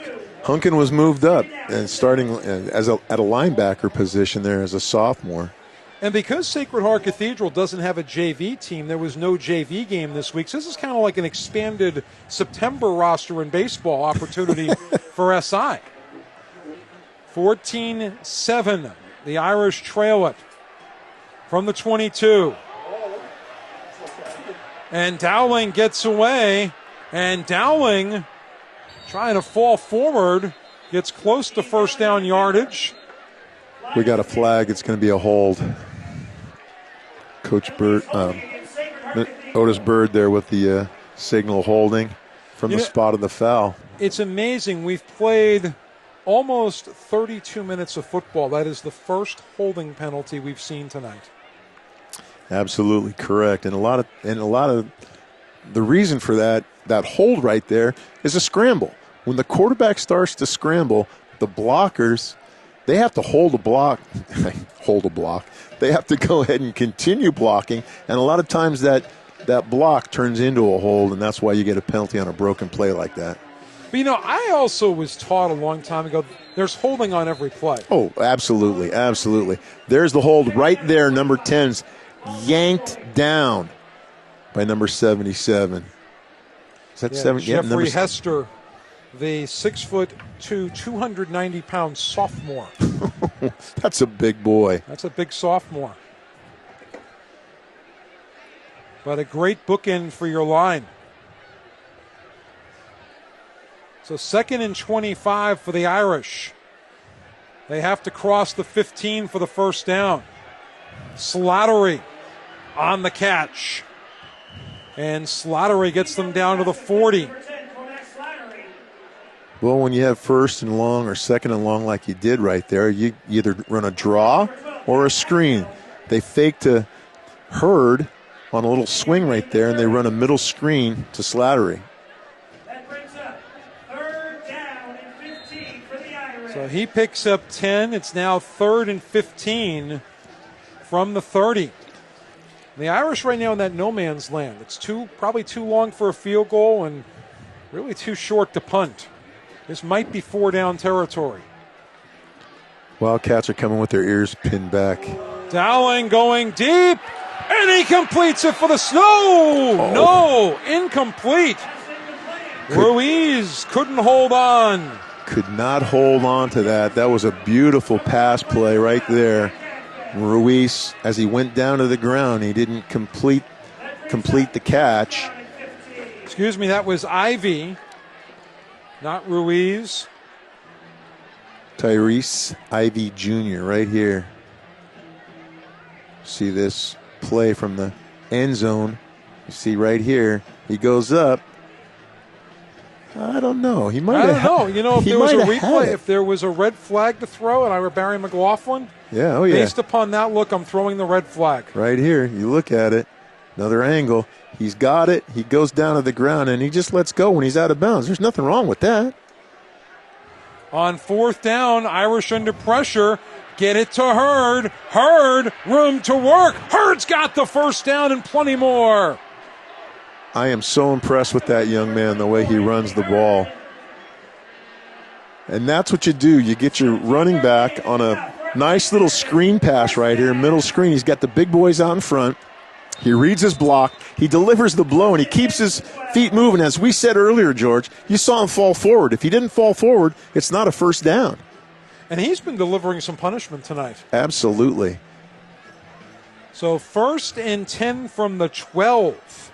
Hurd, 5'8", 175 pounds. Gosh, that young man plays huge. Inside handoff to Hurd, and Hurd off contact down to the 5, gets 7.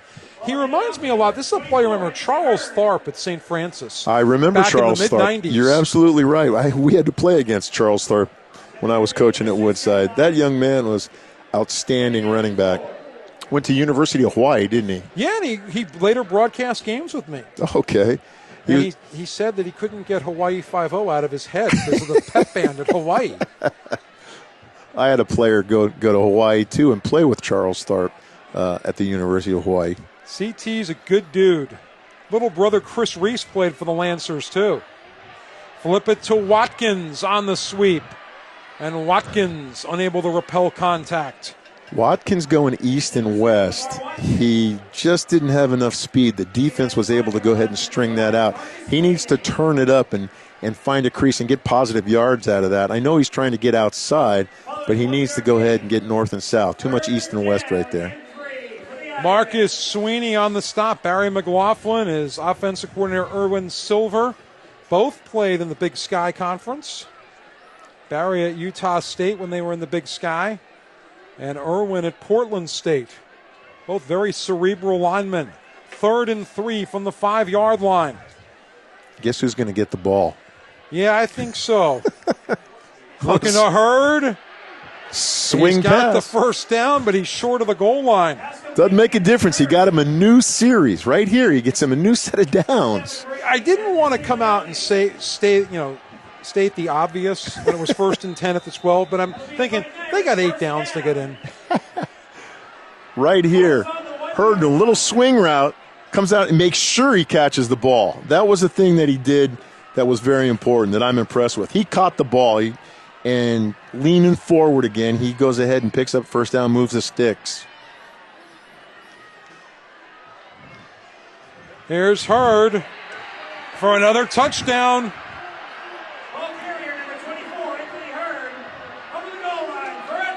Well, when you do all that work, you got to reap the rewards, and Hurd does that. He gets into the end zone.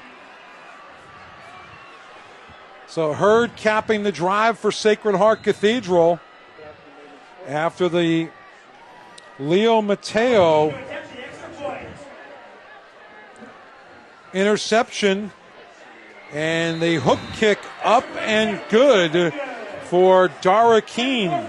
We got us a ball game here, George. And Hurd went over the 100-yard mark on the last drive. Take a look at this. Just right up the middle. Now your offensive line is pushing the defense backwards, and that's a good job. And that's exactly what McLaughlin wants out of his front 5. The Fightin Irish fans are psyched. We've got a new ball game here in San Francisco. Back with more on 11 Sports USA after this.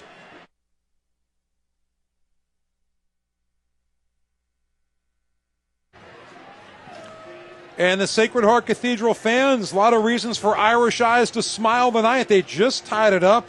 Anthony Hurd has got 114 yards in the ball game, and he just carried the Irish on that last drive. No, they strapped a saddle to that young man, and they're going to ride him all the way to the promised land if they can. Slattery to kick off for the Irish. Shannon and Biggins are back. Biggins at the bottom of your screen. It's at the top of your screen. A good kick by Slattery on the fly into the end zone. Good job on line drive kick there. He's able to go ahead and keep the Wildcats from getting a return right there. There you see a very happy Keene Dowling. And Coach McLaughlin's telling him, hey, it ain't over yet, kiddo. A lot of football left here. Absolutely, absolutely.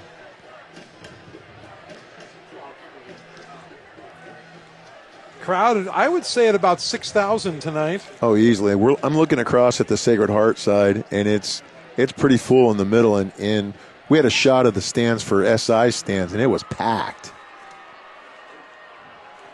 This is Biggins behind the block. And guess who's on the stop? Leo Mateo. Yep, Leo Mateo from a strong safety position. Leo Mateo, when I talked to Barry McLaughlin on Saturday about his team, I couldn't see him on the phone, but if it was FaceTime, I would have seen the smile on his face when he talked about Leo Mateo. Yep, two-way starter, offense and defense for that young man. The same smile John Regalia has when he talks about Mark Biggins. Yep. I'd be smiling, too, if I had those kids on my squad. Taylor Smith hesitating, hit from behind, hit from the front, and brought down. Evan Branch Haynes finishes him off. Number 27, Deere, comes from the front side right here. Look at Deere on a blitz, and then Evan just finishes him off. Great tag team right there.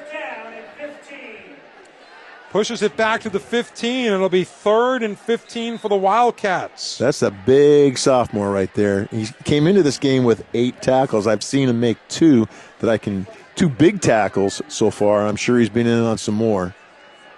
Taylor Smith looking a little ragged. More pressure from Irwin. Dumps it off underneath to Gallagher, but Gallagher is well short. Tucker Brown on the stop. Tucker does a good job of reading that screen, diagnosing it. That's what they wanted to do with that big loss. They wanted to go 3rd down on a screen. It's going to cause a punt now. Now, let me ask you this. Do you run a fake punt down here? You're just too close to the end zone, I think. Well, we saw a surprise that Sacred Heart ran a fake punt. You never know what's going to happen. Midfield. Yeah. This is where you play it safe. Gallagher's got to get a good punt off. He didn't get a good punt off last time. He had a short punt. And Ivy's out toward midfield, and the Irish will go into scatter mode. It's not a great punt. Irish will take over at the Wildcat 48. It's a 31-yard punt, but I think you want to get a little more right there. Oh, absolutely. Absolutely. You're giving the Irish a short field now. They're playing on your 48-yard line, 49-yard line right there. They got a short field to go, so a little bit scary there if you're a Wildcat. Remember, you can get more 11 Sports Daily by following us on Facebook, Twitter, Instagram at 11 Sports USA. Find out what events are coming up, information about the teams and players you'll see, and what games will be streaming live on different social media sites. Follow 11 Sports USA right now. Well, Keenan Dowling right there on the keeper for Sacred Heart Cathedral. And Elias on the stop for the Cats.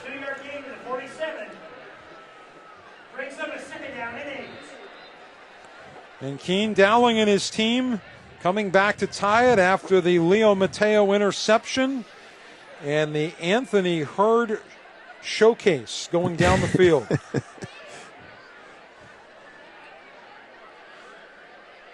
Hurd right behind Dowling's left shoulder.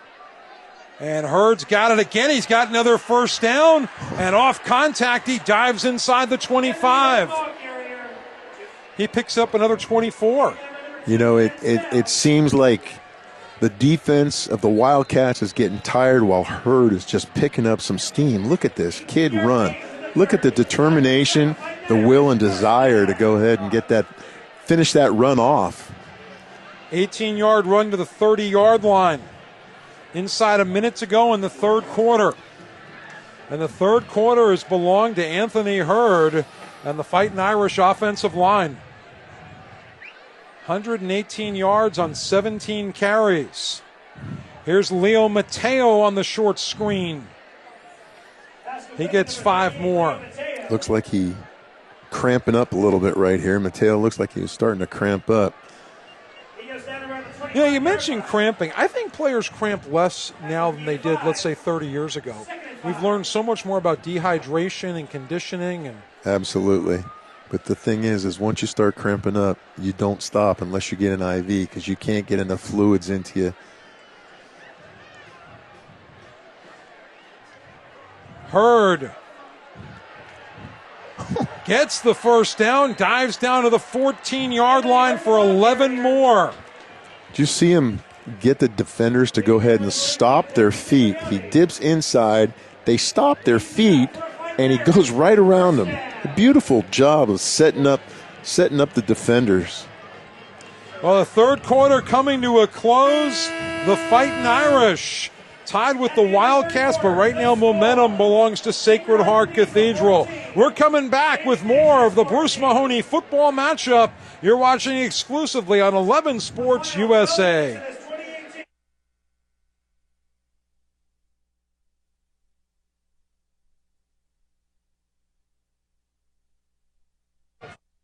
There you see Anthony Hurd having a great night, 18 carries, 127 yards, running alongside Keen Dowling. You see Dowling on the left of your screen, Hurd on the right. And Steve, we've seen the Hurd show here so far in the second half. No, this, to make a a pun here. Anthony definitely wants to be heard, and he's making his statement for that. 128 yards on 18 carries, 2 touchdowns.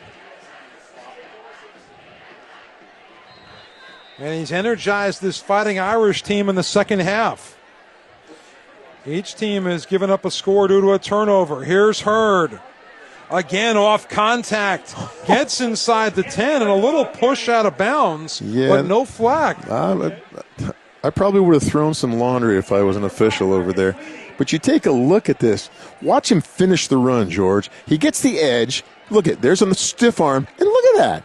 He delivers the hit rather than take it. You know, Biggins was well outside the sideline. Yes, when he I was. first saw it, I thought he might have been pushed into Hurd and, you know, it was unavoidable contact, but... Well, this is the time where things start to get chippy. You're tied up at 14. The clock's running down.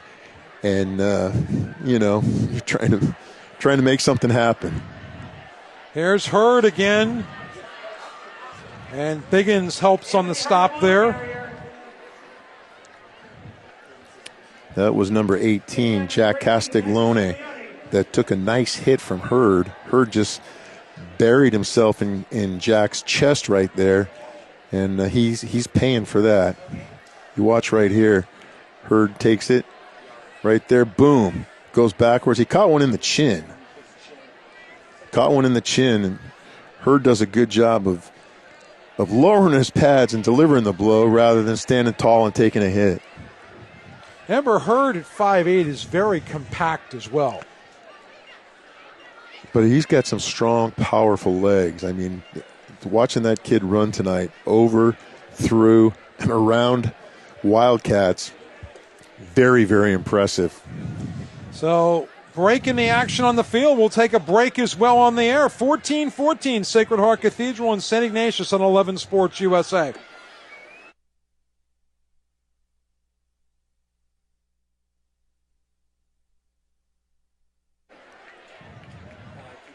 Everybody waiting to see how Jack Castiglione is doing for St. Ignatius. The players taking a knee in deference to another player being down. There you see Castiglione being checked out by the St. Ignatius medical staff. So hopefully he's all right. And so we remind you, you can catch college football action tomorrow here on 11 Sports as the Minutemen of UMass host the undefeated Bulls of South Florida at 3:30 Eastern, 12:30 Pacific, right here on 11 Sports. You know, for people in Florida, South Florida is USF. And in San Francisco, it's USF is the University of San Francisco. The Dons, that's right. That's right. So, great matchup coming up tomorrow. Remember, Big Sky Football comes your way as well tomorrow. Tune into our digital channel 11 next as the Northern Arizona Lumberjacks host the Weber State Wildcats at 5:30 Eastern, 2:30 Pacific. You can catch all the action on 11 next for the fans. Big Sky, right? The Big Sky. The Big Sky is coming in big. And the next time you're hungry, check out a 3-generation family-owned and operated restaurant. Original Joe's has been serving up old-school Italian-American dishes for more than 80 years. Generous portions, yeah, I like them big. And smooth cocktails are just a couple of the elements of the brand, making Original Joe's the quintessential and classic San Francisco dining experience. Well, we take a look here at this crowd. They want to go ahead and make sure that their colleague and their classmate is he's okay.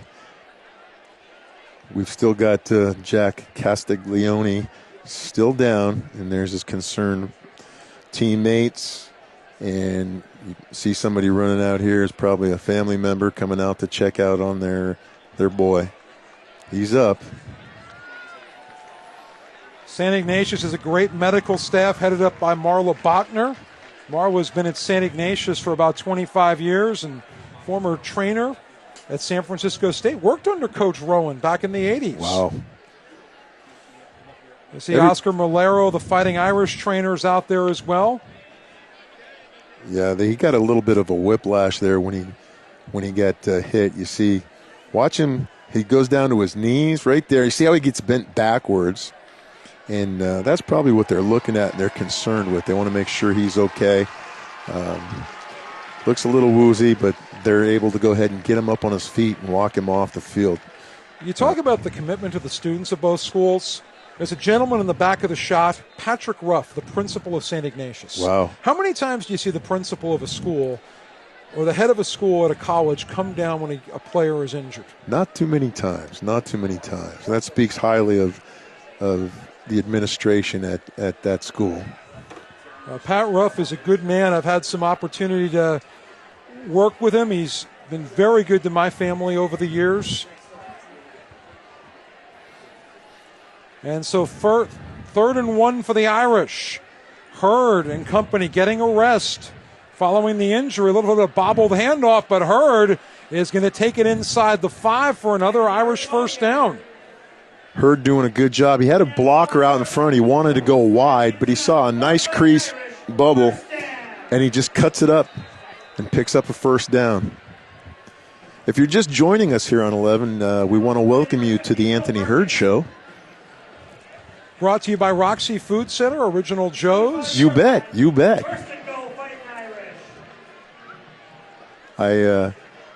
Very impressed with that young man's desire and talent here tonight. You know what I learned on my first day broadcasting? You can never mention the sponsors positively enough or enough, period. Here's Watkins. And Watkins has really been the east-west runner today for the Irish. Yes, he has. Watkins, he's their change-up guy. They're trying to use him as a change-up. He just doesn't have enough speed to go ahead, and the defense does a good job of stretching it out. You see that motion. They see that motion, and they know it's going to go ahead and go to Watkins. What they need to do is go ahead and go back inside to Hurd.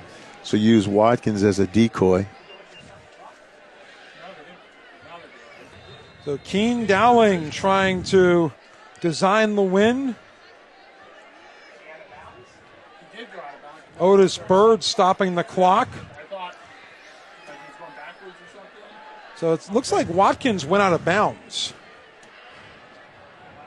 And it's Hurd. Nearly went down, but he's going to go in for the score. Just like I said, go back inside with the big man, the little big man, I should say. That's his third touchdown of the night, George. It's his unveiling, and that's exactly what Coach McLaughlin was talking about in the conversation this week. He says, I want to see this kid go ahead and come into his own, because I talked to him about the games that I saw Anthony play last year, and he says, I'm waiting for a big game from this kid, and tonight's just that.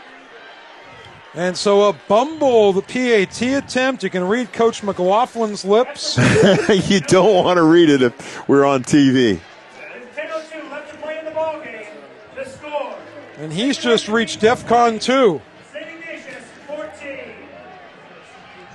Right here, Anthony Hurd does a great job of keeping his balance, staying on his feet, and just driving into the end zone, the promised land right there. St. Ignatius trails it for the first time tonight as Sacred Heart Cathedral's taking the lead. We'll have more WCAL football next on 11 Sports USA.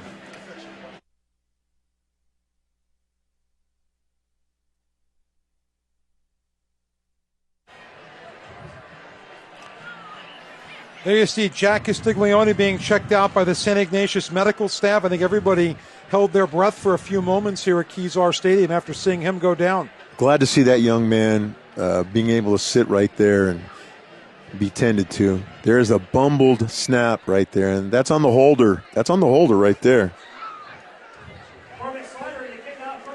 It didn't look like it was a great snap to Patrick Fergus. And St. Ignatius did a great job putting some pressure on him as well. As a coach, and I know what Coach McLaughlin was doing, he's saying, this is your job. You've got to, do your job. Doesn't make a difference if somebody else doesn't do their job. Do your job. Get it done. Get that ball down. So Sweeney has some room to run. That missed extra point could be big, George. And Jean-Marc Heckinger pushes him out at midfield. You know, what's big about the missed extra point is that St. Ignatius ties this game with a touchdown. Exactly. And if they get a touchdown and they kick the extra point, they're up by 1. So that missed extra point could come back to haunt Coach McLaughlin and the Irish. And time is not an issue at all for SI. Not now, no. With 9:54, you got plenty of time. You've got 3 timeouts. Use them wisely here. And if you can sustain a drive, you're going to arrest a defense that's been a little torn and tattered here in the second half. Timeout taken by the Irish. So the Fighting Irish take the timeout. We'll take the timeout as well. The rivalry showdown in San Francisco returns after this on 11 Sports USA. With 2 iconic locations, North Beach in San Francisco and Westlake in Daly City, Original Joe's is the premier location to host your next event. From birthdays and reunions to wedding receptions and corporate gatherings, let our expert events team bring your vision to life. St. Ignatius trailing it for the first time tonight. Taylor Smith airing it out. Rosen hauls it in at the 20. Rosen picks up 34 yards. Taylor Smith does a great job. That time you saw a receiver put the bottom in the basket. The ball came over his shoulder. Watch this. Smith delivers the ball perfectly right over the top. And we just lost it. That cameraman got drilled. Occupational hazard. Trying to get the money shot. Cervantes read that one. As Biggins is denied. Cervantes with a great job. Look at him read. Okay, the other play. Here's nice reception. And the receiver does a good job of giving the quarterback some space to drop the ball in, keeping his route out into the field rather than running into the boundary.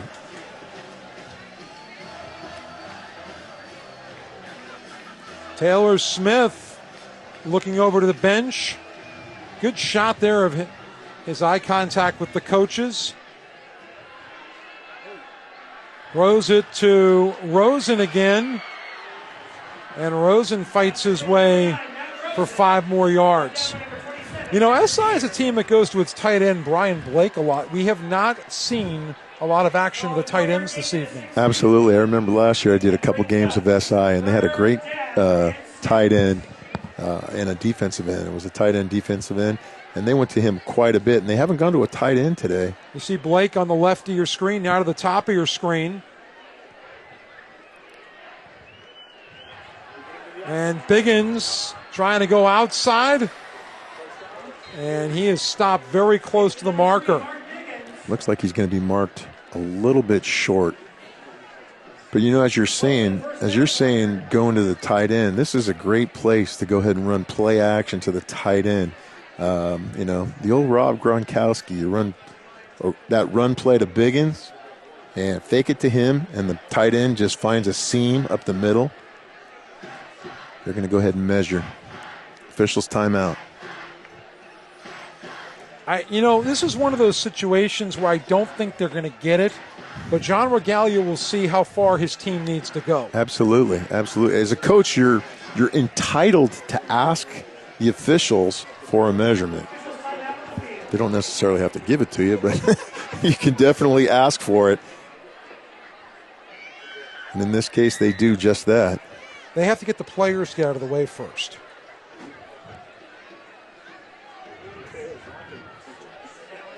Interesting to see what happens a double here. jointed chain there. Oh, he got it.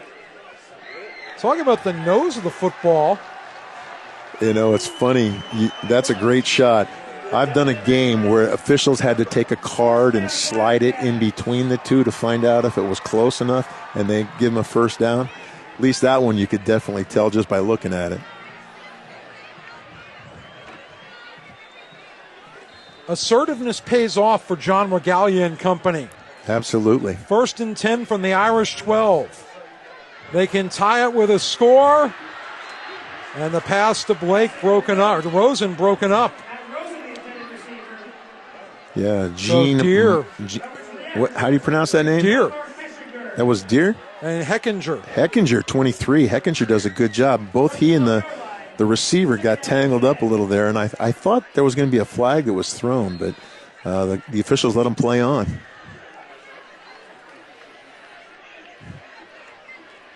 So 2nd and 10 from the 11. Wildcats in the same situation the Irish were in, with basically, in theory, 8 downs to get in the end zone. Here's Biggins, chased and brought down by Deer. Great pursuit there by Evan Branch Haynes. Yeah, no, those two right there, 32 and 27, read that play perfectly. And they came up from their defensive position to go ahead and make that tackle. Throwing Biggins for a big loss there. So 3rd and 13. SI is going to air it out. All the way back at the 14-yard line. You got Biggins as a receiver out here to your right. Now he goes in motion. And there's Rosen for the score. Told you, play action down inside the red zone. The Wildcats tie it. Beautiful play call by Coach Regalia. But Taylor Smith does a good job of riding that fake out, pulling the ball up, and then throwing it to the receiver. Rosen with a touchdown. That's probably Rosen's first touchdown of the season. Yeah, Rosen came in 3 catches for 36 yards on the year, and he's matched that number and more tonight. Absolutely. As you said, there's always somebody that rises to the top in a game such as this. Big extra point. Gallagher's on the money, and the Wildcats go back into the driver's seat. So the home side is happy here at Kezar. St. Ignatius retakes the lead. And, you know, the big story right now, if you're a fan of either school, is the extra point fumble and the first turnover by Sacred Heart Cathedral. Absolutely. Those are the two plays that go ahead and stick out in our head. Right here, nice play action, gets the defense to go ahead and freeze, and he comes back to the nice inside slant to Rosen. That missed extra point, that's coming up big right now. But you know what? You got 7:21 left. You're getting the ball back. Sacred Heart drove the ball and scored on their last possession, so I wouldn't worry too much just yet. Oh, no. I mean, and you got Anthony Hurd, who's really finding his stride here in the latter part of the ball game. In fact, he's in on the kick return at the bottom of your screen. Watkins to the top of your screen. You don't kick to Hurd, you kick to Watkins. Or you kick short right now. Not too short, because you don't want to give him a short field to go ahead and put a drive together. So they'll kick it to Watkins. Wind hasn't been a factor tonight. Not at all. And Gallagher is kicking where the prevailing wind usually flows. And this is Watkins across the 25. Hesitation costs him a seam. And he's stopped by James Adams. Indecision. You can't have indecision on special teams on a return like that. You've got to go ahead and know where it was called, and you've got to just go. He didn't go. You saw him stop right there. So, but I told you they'd kick it to him. Stay away from Hurd. So 1st and 10, 29-yard line. They're going to slot Watkins, Slattery to the bottom of your screen. And Hurd around the right side has got the first down. He's off to the races. One man to beat, and a great play to bring him down by Mark Stevens. Yeah, but Go to your money man right now, and that's exactly what they did. They got him outside in space. We see this as a close-up right here. Good job of the offensive line. We get a wide shot of it. You'll see exactly why. There's no defenders over there. Right here, you see the wide shot. There's no defenders. This defender gets caught inside right here, and he goes way outside, and that's wide open. And he just turns the jets on, and look at him run like a thoroughbred. There's your racehorse right there. 189 yards for Hurd, 46 on that last run. And one more right there. There's 190 yards the hard way. Did you see that? He goes left, bounces off like a pinball, goes right, and picks up another yard. Never negative yardage for Hurd. Teddy Buchanan on the Wildcats stop.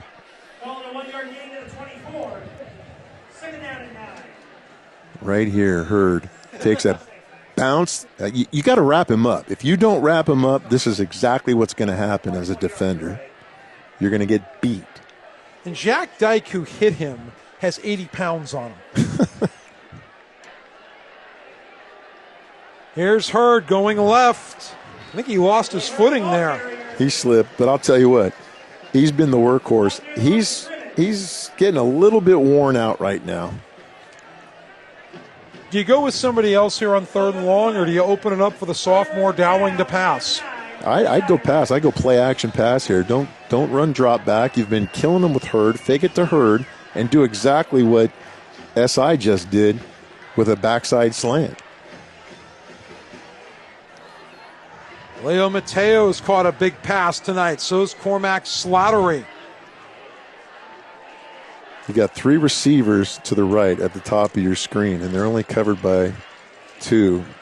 Zone coverage. Looking, and it's complete to Watkins for the first down. There you go, Watkins. Great job. They run a triple layer. They run a triple layer out. Hurd steps up to block. You get your quarterback rolling out of the pocket. He does a good job of keeping his shoulders squared. But if you get a chance to see a wide shot there next time, you're going to see him run a triple layer, the deep out, a middle out, and a shallow out. And they, as a defensive team, you can't cover all 3. 14-yard pickup. Hurd is going to push his way down to the 6 for 5 more. Hurd inching toward 200 yards. And another touchdown.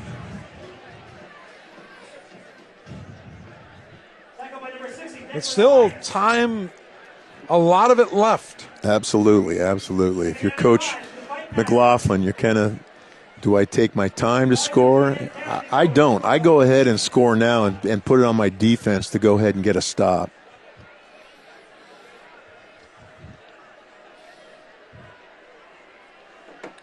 So 2nd and 5. Hurd gets tied up, and for one of the few times tonight he's stopped for a loss. That's okay. Even Superman didn't save everybody every single time. But you know what can save you when you're hungry? Roxy Food Center at San Jose and San Juan. Stop by for a Simon Special, or my favorite, the turkey and pastrami with Monterey Jack on Bodine sourdough. Roxy Food Center proudly sponsors tonight's game. Stop on by San Jose Avenue in San Juan across from Balboa Park. How about a meatball sandwich? They got those? They have a very good meatball. Oh, man. My mouth's watering right now. What do you have to do that for? I don't know, but I always leave the booth hungry. 3rd and 5. And Dowling. It's got Hurd open to the right. He's got to go the other way with it. Dowling stretching this out. Dowling! Down inside the 2. But there's a flag down on the field. Now, you know what? That number 4 right there, Stevens, they were jawing at each other, Stevens and Dowling.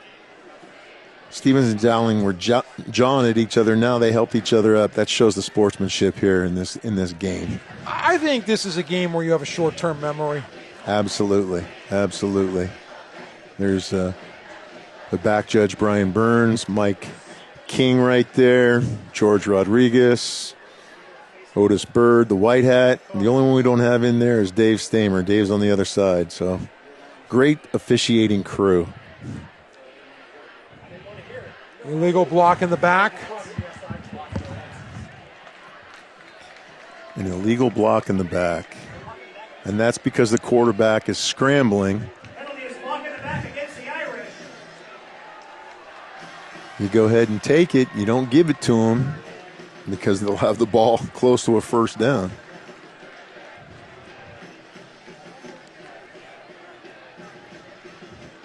From the 12-yard line. McLaughlin's kind of going. There's a block in the back. Actually, that's not a block in the back. That's just kind of running into him. And I don't know who threw the flag. I don't see the flag there. Makes it 3rd and 11 at the 12-yard line. This could be a time for Anthony Hurd to shine. Keen Dowling looking to pass. The sophomore's been tested tonight. Looking. And he throws for the score. Flag down. Watkins with the catch. I'm going defensive pass interference right here. I'm calling defensive pass interference. Illegal man downfield. Illegal man downfield. So the score is coming back. I would have gone defensive pass interference here. It looked like the receiver was tangled up with. And it was a back judge I saw throw the flag.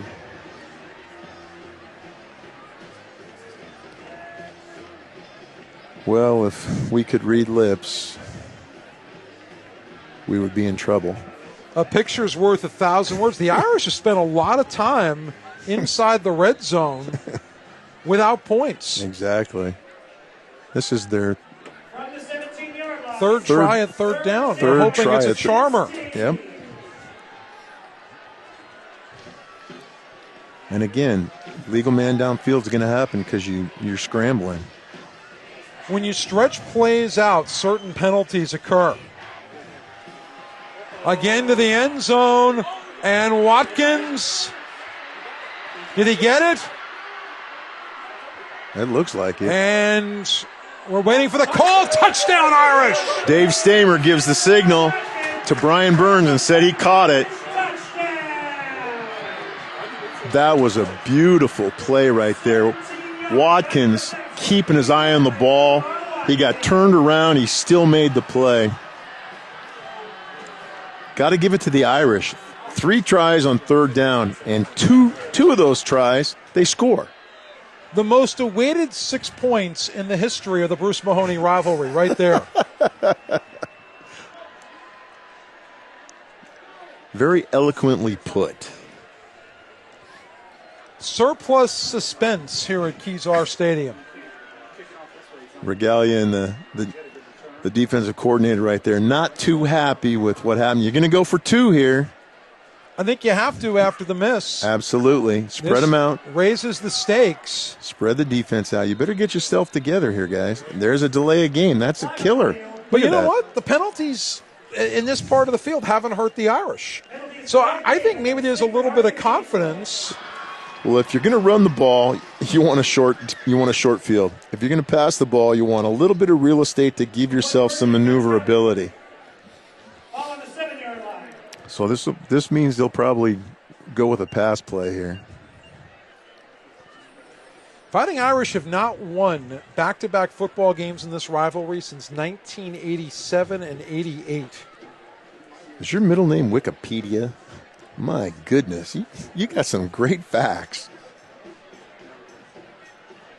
They felt a lot like Charlie Brown's football team against these Wildcats. That's true.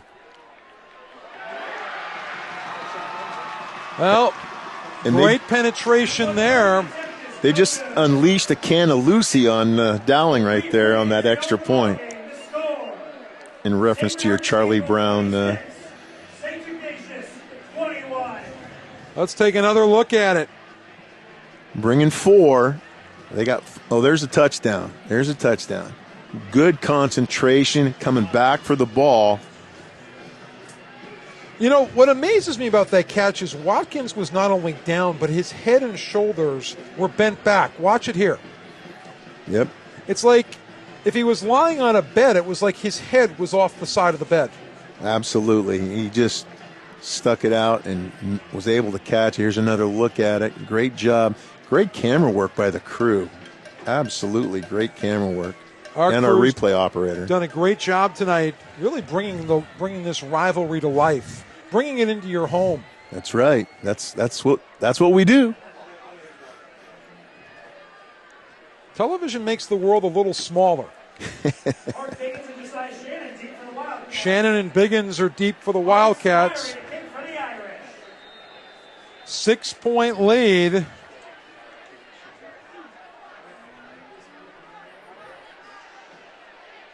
And a squib kick. The Irish will give up some field position to keep it away from the speedsters. If you don't have a leg to get it into the end zone on a kickoff, you're going to have to go ahead and hard squib it or line drive it, which is exactly what they did. Will Burkett with the return there. You don't often see a guy with a lineman number pick up 10-plus yards on a kick return. Burkett does a good job of fielding that ball. Burkett is also a running back as well as a linebacker, but they have him playing offensive line tonight, so he has to wear that lineman number. Normally he has a number 42, but he's switching back and forth here tonight. So he's got one on the sideline, one on his shoulders. Absolutely, they do that. First and 10 from the 37-yard line. St. Ignatius looking for the comeback drive with Zach Taylor-Smith in the driver's seat.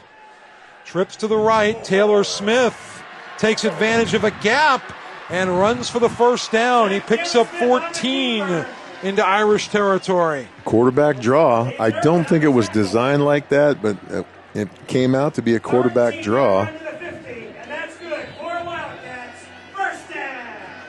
3:30 and counting coming down here. McLaughlin's got the clock in his favor. The Wildcats just need to keep their composure here.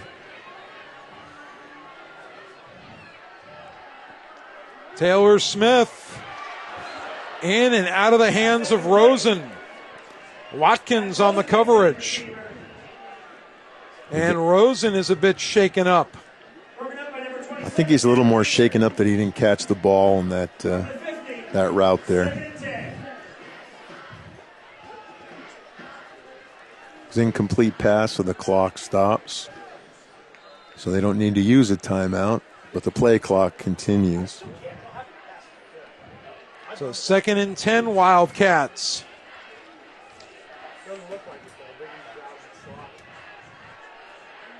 Here comes pressure.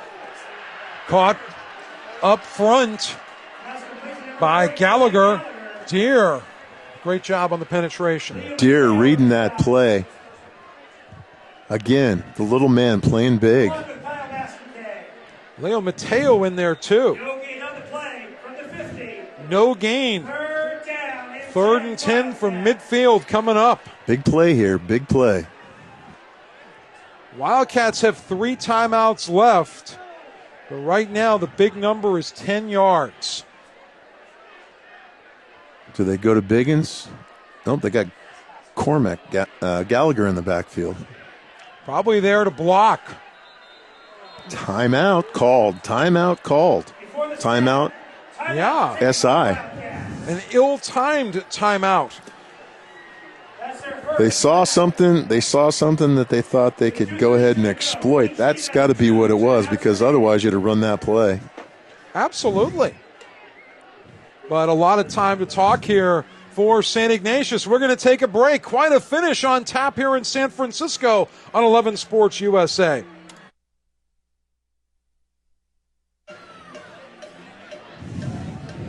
And Sacred Heart Cathedral trying to close out St. Ignatius.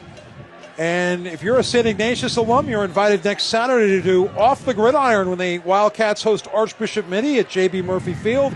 You can get your tickets online at siprep.org. Enjoy live music and games as well as football. Here's Gallagher on 3rd down. He picks up 5, but Steve, the Wildcats are in obvious 4-down territory. Absolutely. You've got the ball now, 2:20 left.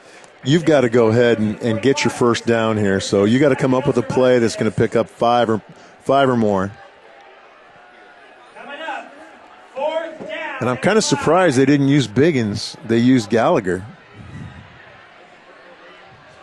Gallagher can move some people. SI has always had good fullbacks. No, exactly. I mean, I understand that, but Biggins is a smaller back, a shiftier back, and he's able to go ahead and maneuver through the defense a little bit better than the power back, especially with some of those linemen up front there for Sacred Heart. 4th and 5 from the Irish 45. Little fake there to Burke. Goes deep, and it's incomplete. Looking for Gallagher, and it falls incomplete. Taylor Smith had an open receiver. He just had too much juice on that and overthrew it. And he's gonna go ahead and kick himself on that one. Great little play action right here.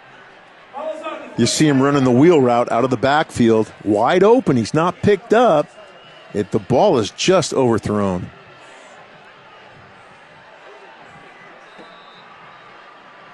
There you see the score, the time left. St. Ignatius can stop the clock 2 more times. They've got 2 timeouts, like you said. So Sacred Heart has to definitely go ahead and get a first down here to go ahead and kill the clock out. Hurd has 195 yards.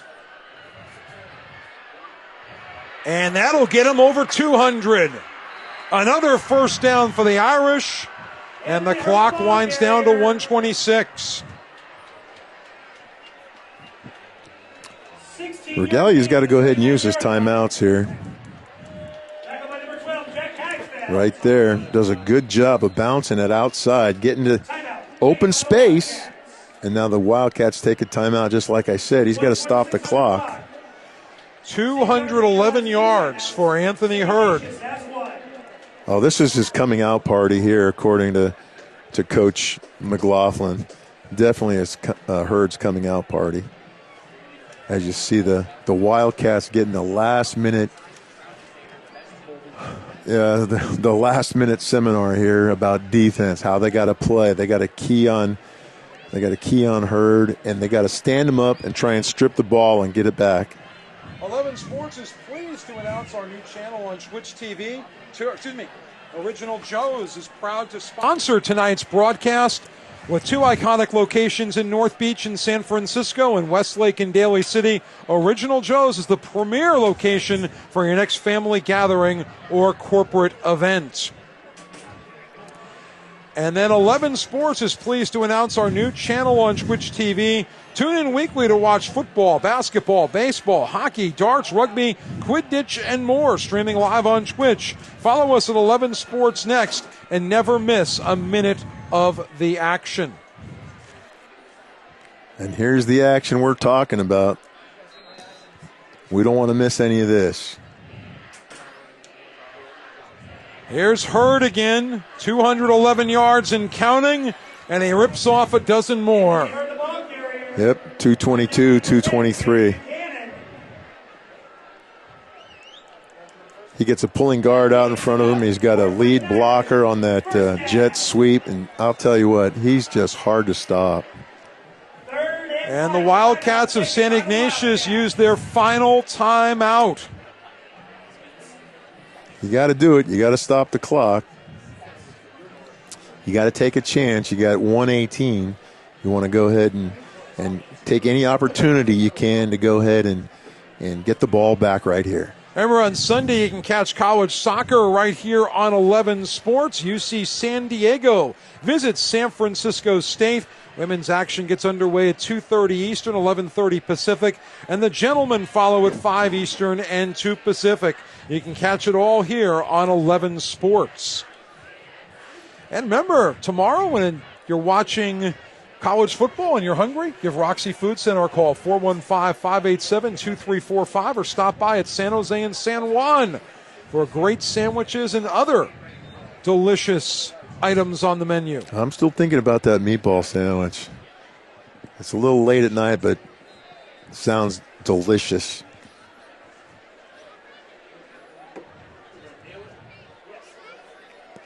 Well, if you're Sacred Heart, you want to give the ball to Anthony Hurd and let him eat up the Wildcats. And tell him to get up slowly. Yes. And they're going to go into a victory formation right here. Keen Dowling. Keen Dowling takes a knee. There is a flag on the field. Clock will stop with 1:17. That's the last thing you don't want the clock to stop, especially when you're going a knee down. Inadvertent flag. Inadvertent flag. And now the clock is going to roll.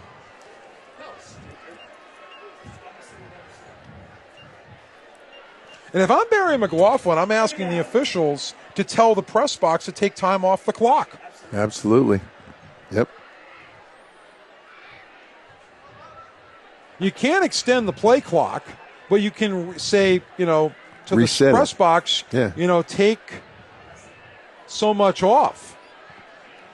Well, they're going to milk the clock here down to the last second and take a knee. Now when the officials go ahead and hack it, they'll be right underneath the allotted time for play. That means it's over. And so for the first time in a generation, Sacred Heart Cathedral will make it back-to-back years with a football victory over St. Ignatius. Irish eyes are smiling in San Francisco tonight. What a great matchup we had tonight here. And again, Sacred Heart did a fine job running the ball. St. Ignatius, they were just a little bit off here tonight. And again, they're so close. They're so close, George. And all they need to do is just be able to finish a game. The horn makes it official, and Bedlam takes on the colors of green and white tonight at Kezar Stadium. Well, the matchup has spanned a century plus, and tonight Sacred Heart Cathedral gets a leg up in the West Catholic Athletic League play. They race for a CCS spot, and they race for the Bruce Mahoney Trophy. Steve, you couldn't ask for a better atmosphere for high school football. No, this was a great game, and I'm really impressed by both teams. I know that SI is 0-6, but they're not an 0-6 team. Sacred Heart did a great job of taking a step towards getting into the CCS playoffs, winning a game tonight, and extending their record to 3-3, George. Well, the Irish go to 3-3. They'll take on Bellarmine next week. And the Irish plenty to very excited. So Barry McLaughlin, the head coach of the Irish. His security man, Zeus, giving him a pat on the back. Yep, Zeus. Good old Zeus has got to get in the shot. And so the Anthony Hurd show in the second half, Steve. Oh, absolutely. It was the Anthony Hurd show for the Irish from about 5 minutes into the first period, the first quarter. It was nothing but Anthony Hurd after that. Look at him! Look at him with the crowd celebrating. That's a great shot. That's a great shot for them to go ahead and change the result. Show. Look at Anthony Hurd here. Over 225, 230 yards here. 4 touchdowns. His coming out party tonight. There's his 3rd touchdown in the second half. There's another big run. Look at him finish runs off, one after another. And the thing is he never gets tired, George. This young man is a baller. And you say he never got tired. He seemed stronger on his last 5 or 6 runs than he did on his first couple. Absolutely. Look at how he just keeps going, motoring, and finishing plays. Well, the celebration underway for the Fightin Irish, and tonight's telecast by 11 Sports was granted by St. Ignatius Prep and Sacred Heart Cathedral Prep. Any use or rebroadcast requires the express written consent of the Bay Area Online Sports Network and 11 Sports. For Steve Nicolopoulos and the entire 11 Sports team, I'm George Devine. Thanks for joining us in San Francisco, and we'll see you again soon.